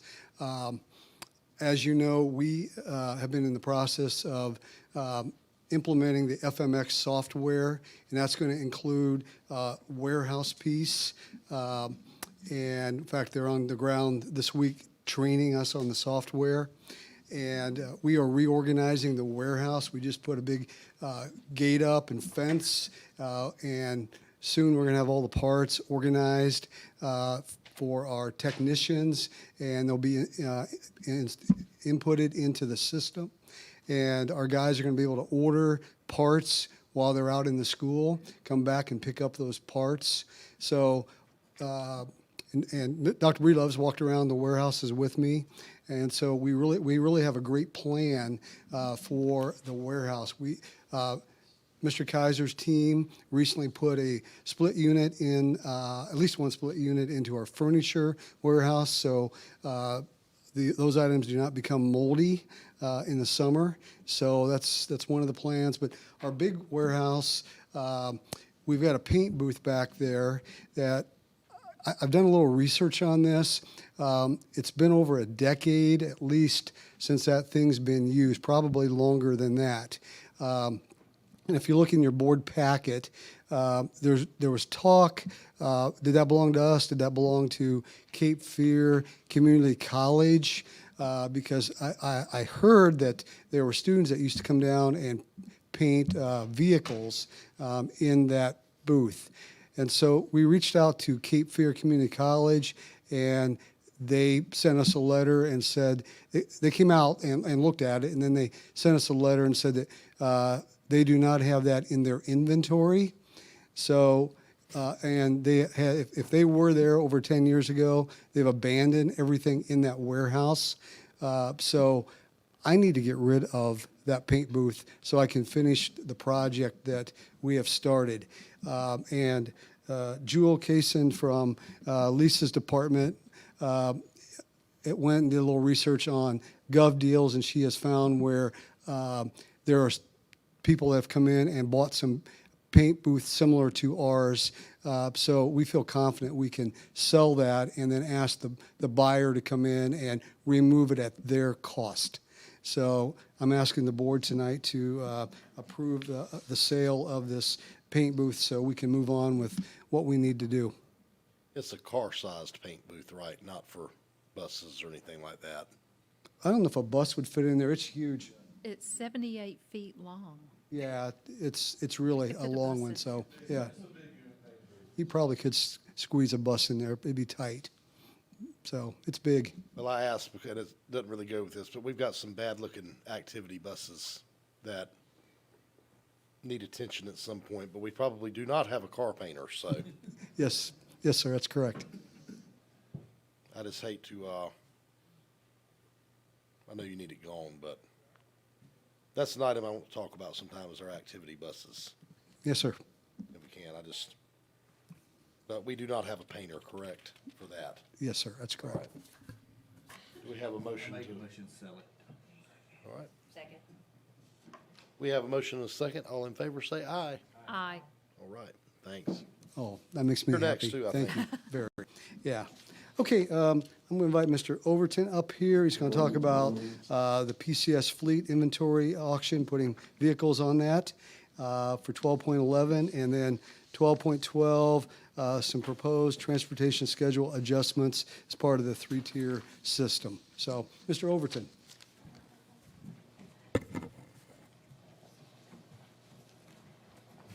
Hello, thank you for having me tonight. Just for the record, I can paint them if you need them painted, but they may Some of look the like, white they ones may are- look like that one. Some of those white ones are Yeah.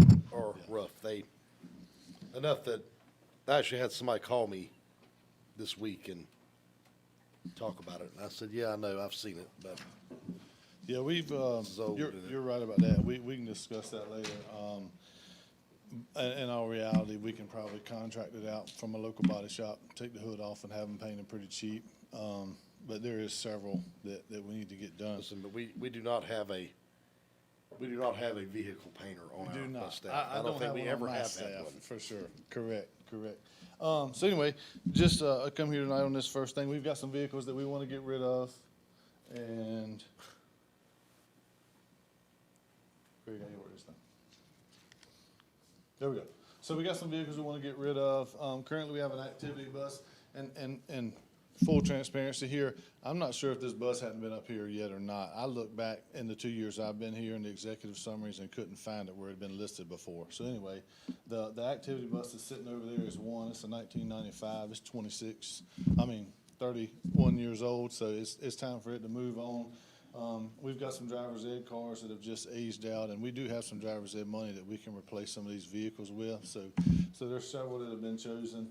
And then there's some operation vehicles, and as you can see, we listed this one's Dr. Grimm's favorite. It's 512,000 miles on this truck. So it's been a good one, but it's time to let it go. So there's 3 operation vehicles that we want to let go, and of course, none of that is our equipment there. But here's the bus, there's one of the trucks, and there's one of the vans, as you can see. I mean, again, we got a paint issue on them, and they've been used, they're worked, and they've met their lifespan, and they'll be good for somebody, but it's time for us to pass them on along. So all of these are the local vehicles, which are pictured here, will go on Gov Deals on the local, or on the auction of Gov Deals sites. The driver's ed cars actually will be sold on the state surplus site, which is just a different process on a different site. But anyway, we just asked for approval to sell the vehicles that are listed and clean out the lot across the street. Is all the stuff that we got y'all to get rid of before, that's already gone, isn't it? Yes, sir. Perfect. So moving on along, this is another allotment. Hopefully we get rid of everything there. The only thing that'll be across the street is the yellow buses, which, we're kind of mandated on the state as to how long we have to keep them.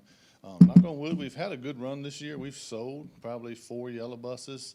A lot of farmers buy them, and so we've been lucky and sold some yellow buses too, so. Let me ask you a question. I guess, it would apply, however you want, the van, the truck, but the driver's ed car, about roughly how many you think we got? That we're gonna try to, I guess, X out or move them down? I believe there's 3 driver's ed cars that we're gonna get rid of. There's a 2006 and 2 2008 cars. So, One of them's I'm assuming they're probably just high mileage, like they're not really just beat all the crap. They're just probably got the mileage on them. I believe the 06 Ford Taurus is in pretty rough shape. But the other 2 are Chevy Impalas. They're decent cars. And I don't know, I know there's some legality to this, right, but can we donate those cars to like new drivers that maybe parents can't afford cars? And like kind of do something with the kids in school? I defer to somebody else to answer that.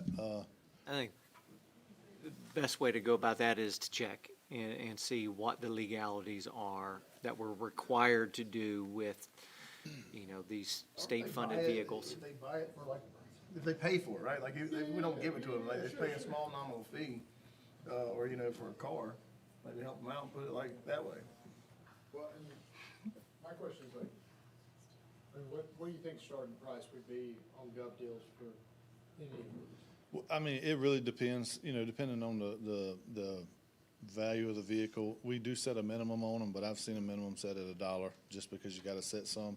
I know with the state-funded vehicles, it does have to be some sort of auction process. Now, it doesn't have to necessarily be state surplus auction, but, some sort of auction process, and just kind of spitballing if we had some sort of auction process where it was open to more than one person, so we weren't kind of running a side deal. You can't do that, I know you can't. Yeah, so. Just a thought. My biggest question is, what was the source of money that was used to purchase them in the first place? Because that would be the string that I have to tie back. Correct. And I just don't know. Just something I thought about. Yeah. We can definitely look into that. And there's gonna be more. We actually have, we have some driver's ed money, so we're looking at actually purchasing some more driver's ed cars. So when they come through, we'll have some more that we'll cycle out that'll be in pretty good shape. So that's where we are.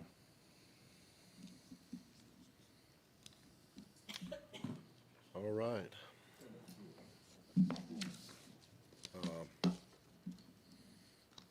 Anyone like to make a motion to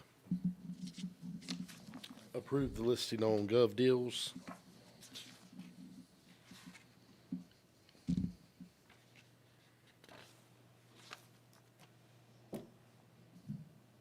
Okay, seeing that we have a suggestion pending for the driver's ed vehicles, what I would make a motion that we go ahead and sell the work trucks, the 7038, 7080, and 7039, that we proceed and put those on Gov Deals.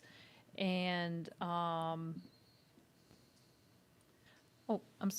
also 8007. Activity That bus. we, yes, sir, that we proceed forward and put those on Gov Deals, and we can always come back and talk about surplus driver's ed vehicles. But at least this gives them an opportunity to go ahead and, Yeah, absolutely, I agree with that. okay. I make that motion then. All right. Ms. Burns has made the motion. Mr. Reeves seconded. All in favor, say aye. Aye. And that passes. Thank you. All right, next thing on the agenda. Yep. This is related to the topsoil feeder pattern on the east side, the three-tier bell system. I appreciate the approval of it last year, and it's been really well. Like I say, in several updates, we've talked about instructional time. We do have some challenges in the afternoon, and if you recall, the issue that keeps circling around in every update I give you is traffic. So we have traffic on the east side in the Hampstead area, Highway 17, and it's just something that we just can't seem to beat. So we're going to try to work with it a little bit, make a few adjustments. We're getting students there safely, on time, every time. I wish I could say that was true. In the morning, we're doing a pretty good job of it. In the afternoon, we fight the traffic on a regular basis, and it's definitely not on time. In this, you'll see just some minor changes, two different proposals of minor changes. We didn't really want to bite off too much because in 2027, we're looking at J.H. Lee opening, and we've got to refigure our routing for J.H. Lee. And then with the first leg of the bypass, sometime in 2027, we just don't know. So we're hopeful that when the bypass is completed in 2030, it will take a lot of traffic off of that Hampstead Highway 17 area and even that 210 area headed to Castle Haynes. So right now, we're just, trying to take a little bit and make some small improvements until we can kind of get to the bypass and the J.H. Lee opening. So I met with every principal on the east side from Topsail High School down to the elementary level. And our elementary school principals, it didn't impact them hardly any at all. They were all pretty supportive of any kind of changes we made, very minimal concerns.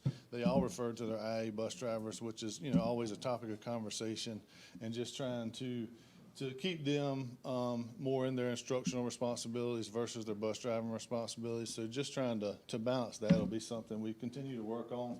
Our middle school leaders, they had some significant concerns on a later dismissal. So with middle school being on the third tier, any kind of changes to transportation does actually give a little bit of a later dismissal. And you'll see later on in some slides what the proposal is. And then on the high school level, Dr. Sasser and I spoke, and he just had a concern on one of our options. Like I say, you'll see later on as to on-time arrival for high school students when it pertains to siblings, younger siblings in the school. Some of these families have siblings in high school, middle school, and elementary, so it's a little bit challenging. The current schedule is, right now, this is your current schedule here. High school starts at 7:10, elementary 7:55, and middle 8:40, and then they all get out 2:05, 2:50, and 3:35. That's currently what y'all voted on last year. I apologize on this, it's a little small, but this gives you basically both proposals. And I gave you guys two. I had about 10 I could have put together, but between Dr. Breedlove and Dr. Graham and myself, we narrowed it down to two.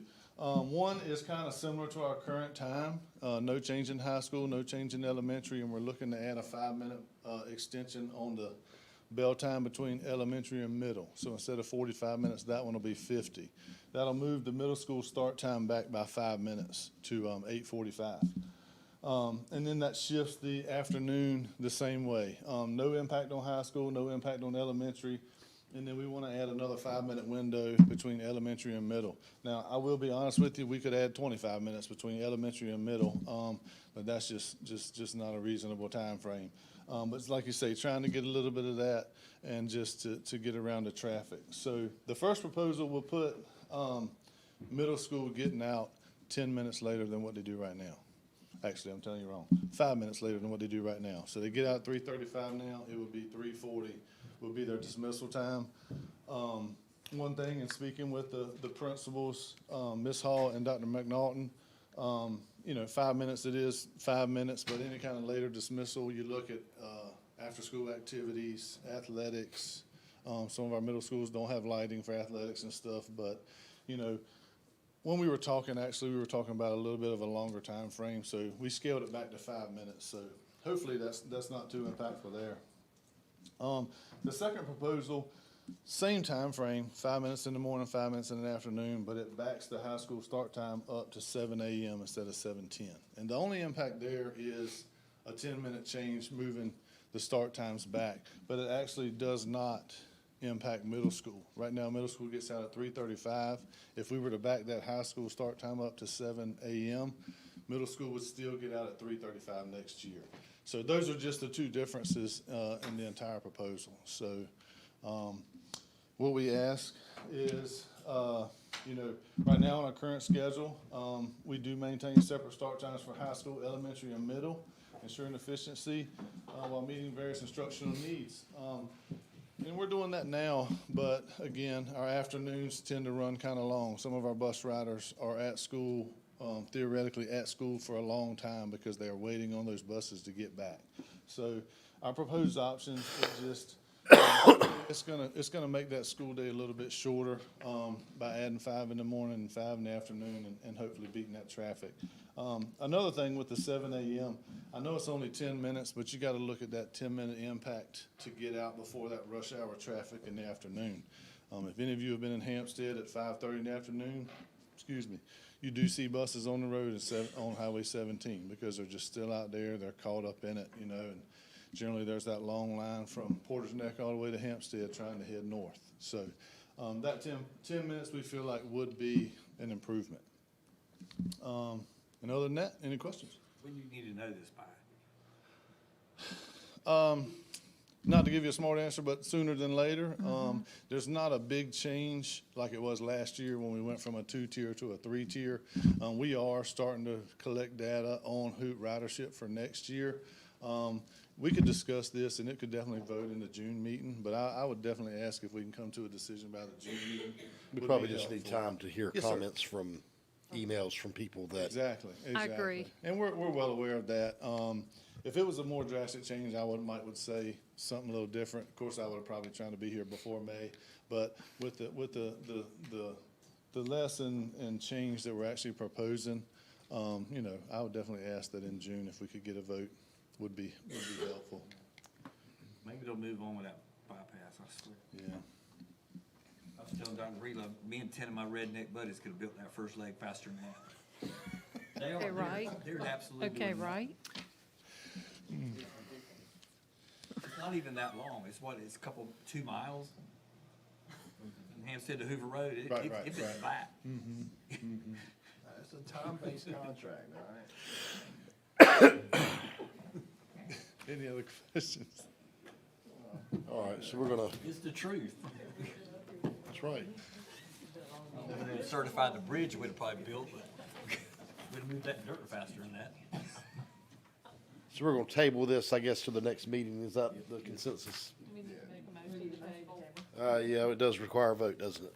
All right, I make a motion that we table this to the June meeting. all right. Ms. Burns has made a motion. Do we have a second? I second the motion. We have a second. All in favor, say aye. Aye. All right. Thank you very Thank you.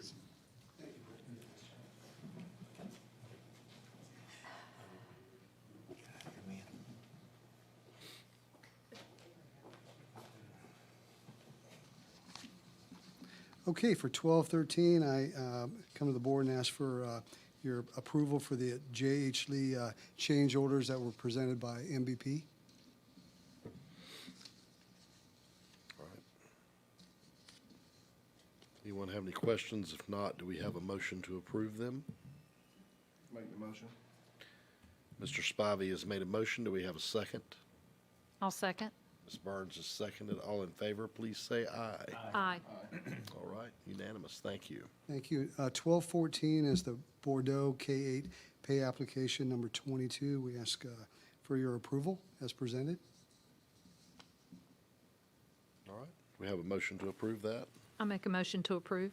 We have a motion. Do we have a second? Second. Motion and a second. All in favor, please say aye. Aye. All right, that's unanimous. Okay. MVP pay app. MB pay app, yep. Ask for your approval as presented. All right, we have a motion. I make a motion to approve. We have a second. Second. Motion and a second. All in favor, please say aye. Aye. And that is unanimous. 1216. Okay. 12, go ahead, sir. Yeah, this is the HES proposed pay increase. Yes, sir. We are asking for a 3.5 wage increase for HES, a CPI annual increase. I think the board needs to have some discussion on that, and would someone like to table that till the next meeting? I make a motion that we table that until the June meeting. All right. Second. We have a motion and a second. All in favor, please say aye. Aye. That is unanimous. Thank you very much. Thanks. Item 1217 that we added, CIP training, and I don't know who wants to take that up. So I'm the one who added it to the agenda. I'll start off with that. So CPI training, for people that don't know what that is behavioral management training. It's to put, we have teams of teachers that are trained in CPI training, but we are starting to run into, thank you, Tommy, I appreciate that. So did everybody hear me when I was talking about CPI training? We understand we got teachers that have teams and have that CPI training, but we run into instances a lot of times that we, every day, just encountering people, don't necessarily have that training. And it might not always be that teacher walking down the hallway when this crisis is happening to a student. It don't have to necessarily be a student. It could be a teacher. It could be a coworker. It could be anybody. And this training will give you the ability to understand and see, clues and things that are happening and how to escalate. You don't want to say something that escalates a situation because you don't know what kind of day this person's having. It's more for de-escalation and understanding, and being able to see the totality of the crisis that this student may be having and best approach it with common and good practices. So I am making a motion to move, to try to get more training for our teachers. Dr. Breedlove, I know we have spoke about it briefly. Would you like to see when we can maybe start implementing some of that training to identify and help everybody with that? Yes, sir. No, I appreciate it. This is certainly good news and something that we have been working towards for many years. And I think putting additional support and resources behind this to carry this out across the district in a bigger fashion. Right currently, just to kind of let everybody know where we are with CPI. All of our schools have a CPI team, trained staff, several teachers, administrators, counselors, but expanding that across the board and working to put a proposal together on what that would look like for Pender County Schools for all teachers, staff members to have that type of training. Certainly work with our Exceptional Children's Department, which this comes out of, to be able to look at that, what the cost is, and how many years it would take to be able to do that. I think this is a perfect first step, and to get board support on something like that would be very helpful to our district as a whole, because it will benefit our entire school system as a whole, teachers, staff members inside of our school, and in dealing with situations when they arise. You know, CPI is a behavior management de-escalation. It's mostly verbal, but there's also, if it is physical, it's how do you do it without injuring another person, and doing it appropriately as a last resort. So thank you very much for bringing that up, and yes, we will put together a proposal for the Board of Education, and we can, you know, we already do it, but to that scale, we will look to begin in August, and then build this out across the system. Thanks, sir. Okay? All right, so Thank this you. is under action, so the motion would need to be to direct staff to get this training put together and Make a motion that we direct staff to implement a action plan for all teachers and staff to have to conduct CPI training as the future proceeds. Yes, sir. all right. Mr. Spivey has made a motion. Do we have a second? I'll second that. Ms. Burns has seconded. All in favor, please say aye. Aye. That is unanimous. All right. Brings us to comments from board members. I'll start with Ms. Hanson. Yeah. Well, I attended the Order of the Patriot breakfast, and that was a really nice event again, and so proud of those kids and the staff that were recognized. Also, I attended the first ever that I've been, since I've had children in the system, to the graduate walk around the courthouse, and it was so nice to see our Pender High School graduates walking around in their cap and gown, and the community coming out to support them. That was a lot of fun. And I also had a chance to go and help the CF Pope PTA with their Staff Appreciation Week. So I appreciate the invitation to come out and help with that, and I had a great time. And that's it for me. And they raised some money, correct? They donated $15,000 back to the school for a new digital sign, was my understanding. Is that correct, Dr. Reedlove? Is that what your understanding is? Yes, ma'am. That's my understanding. So that's really amazing. All right. Ms. Burns. I too attended the Order of the Patriot. It was my first time going to that ceremony, and I have to say that it was done so well and with so much respect to the students and to the teachers who nominated those students. And having graduated from Pender High, I can honestly say that it was very sweet for me to see, because, you know, I think that this is just the kind of boost that Pender High really needed.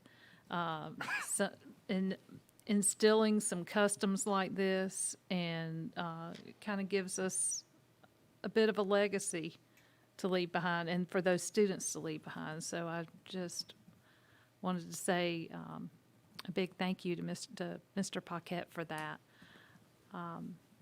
And, you know, graduation is upon us, and here pretty soon we'll be seeing another class graduate from Pender County Schools. So looking forward to that, and that is about it for me today, so thank you. All right. Mr. Spivey. You know, it's never an easy job, right? But today I've seen the numbers, and I see what y'all do every day. And, you know, it's hard to say something bad when when you're constantly seeing something good. So keep up the good work, and if you ever need me, I'm here. Thank you. Mr. Reeves. So we got graduation coming up. It's exciting. I love handing out those roses to those kids and seeing the look on their face knowing they're graduating. I've learned a lot in the last year and 4 or 5 months.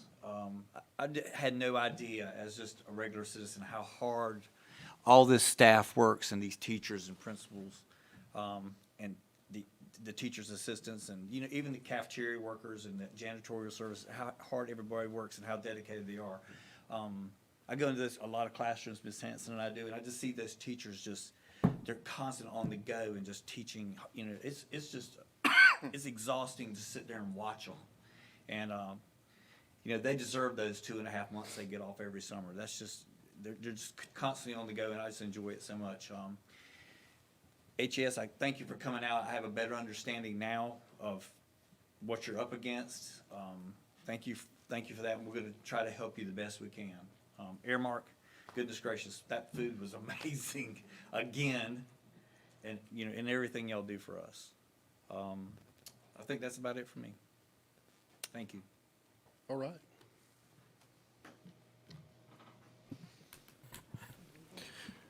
Board, I have phenomenal news. I have earth-shattering news. We have a state budget, potentially. I forgot.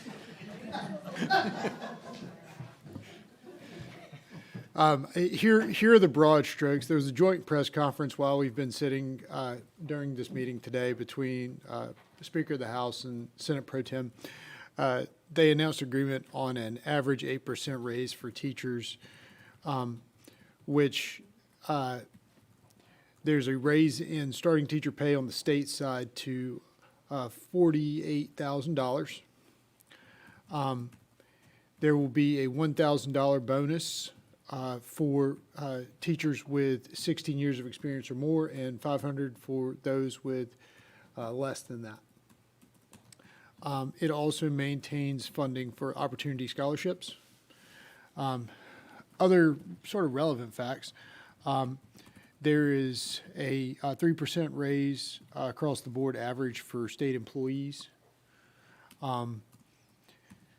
including a bonus for those earning over $65,000 of $1,750, and for those earning less than $65,000 will get a $1,750, and those earning more than $65,000 will be a $1,000 bonus.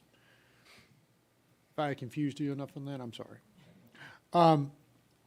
So a couple of other things to pay attention to.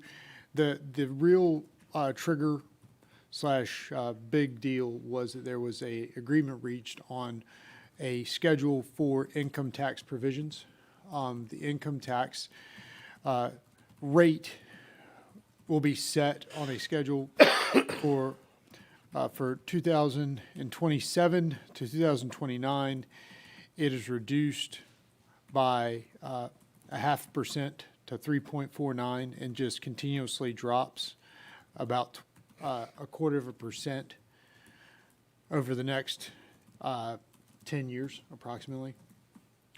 And there are 2 proposed constitutional amendments. One is to cap the state personal income tax rate at 3.5, and then a property tax levy limit restricted to how much additional revenue local governments can earn from property taxes year to year. I can imagine which one of those 2 I am telling you about for your benefit. In addition to the state budget, there's also Senate Bill 889. I would consider you pay particular attention to it. It is a proposed moratorium for certain counties in the state of North Carolina on property tax increases. Pender County has been identified as one of those counties. That bill has passed the Senate, but has been sent to House Rules. With that being said, House Rules can be where things go to die. They can also be a thing where things can go to linger. So I don't know what the status of that bill actually will be, my advice to you, and what I will continue to do, is to monitor that particular bill. And last, but certainly not least, there's a distinguished gentleman on this board whose birthday it is on Thursday. We need to say happy birthday to Mr. Reeves. Happy birthday, Mr. Reeves. That concludes my comments, Mr. Chair. All right, that brings us to the end of the, this part of the meeting. I think we need to return to closed session. Do we need a separate motion for that, since we, I think you can make a motion to return to closed session. okay, we don't, all right, would someone like to make a motion that we return to closed? I'll make a motion, we turn to closed session. All right, Mr. Reeves has made a motion. Do we have a second? I'll second. Ms. Burns seconded. All in favor, please say aye. Aye. All right, we're in closed session. Thank you to everyone for coming.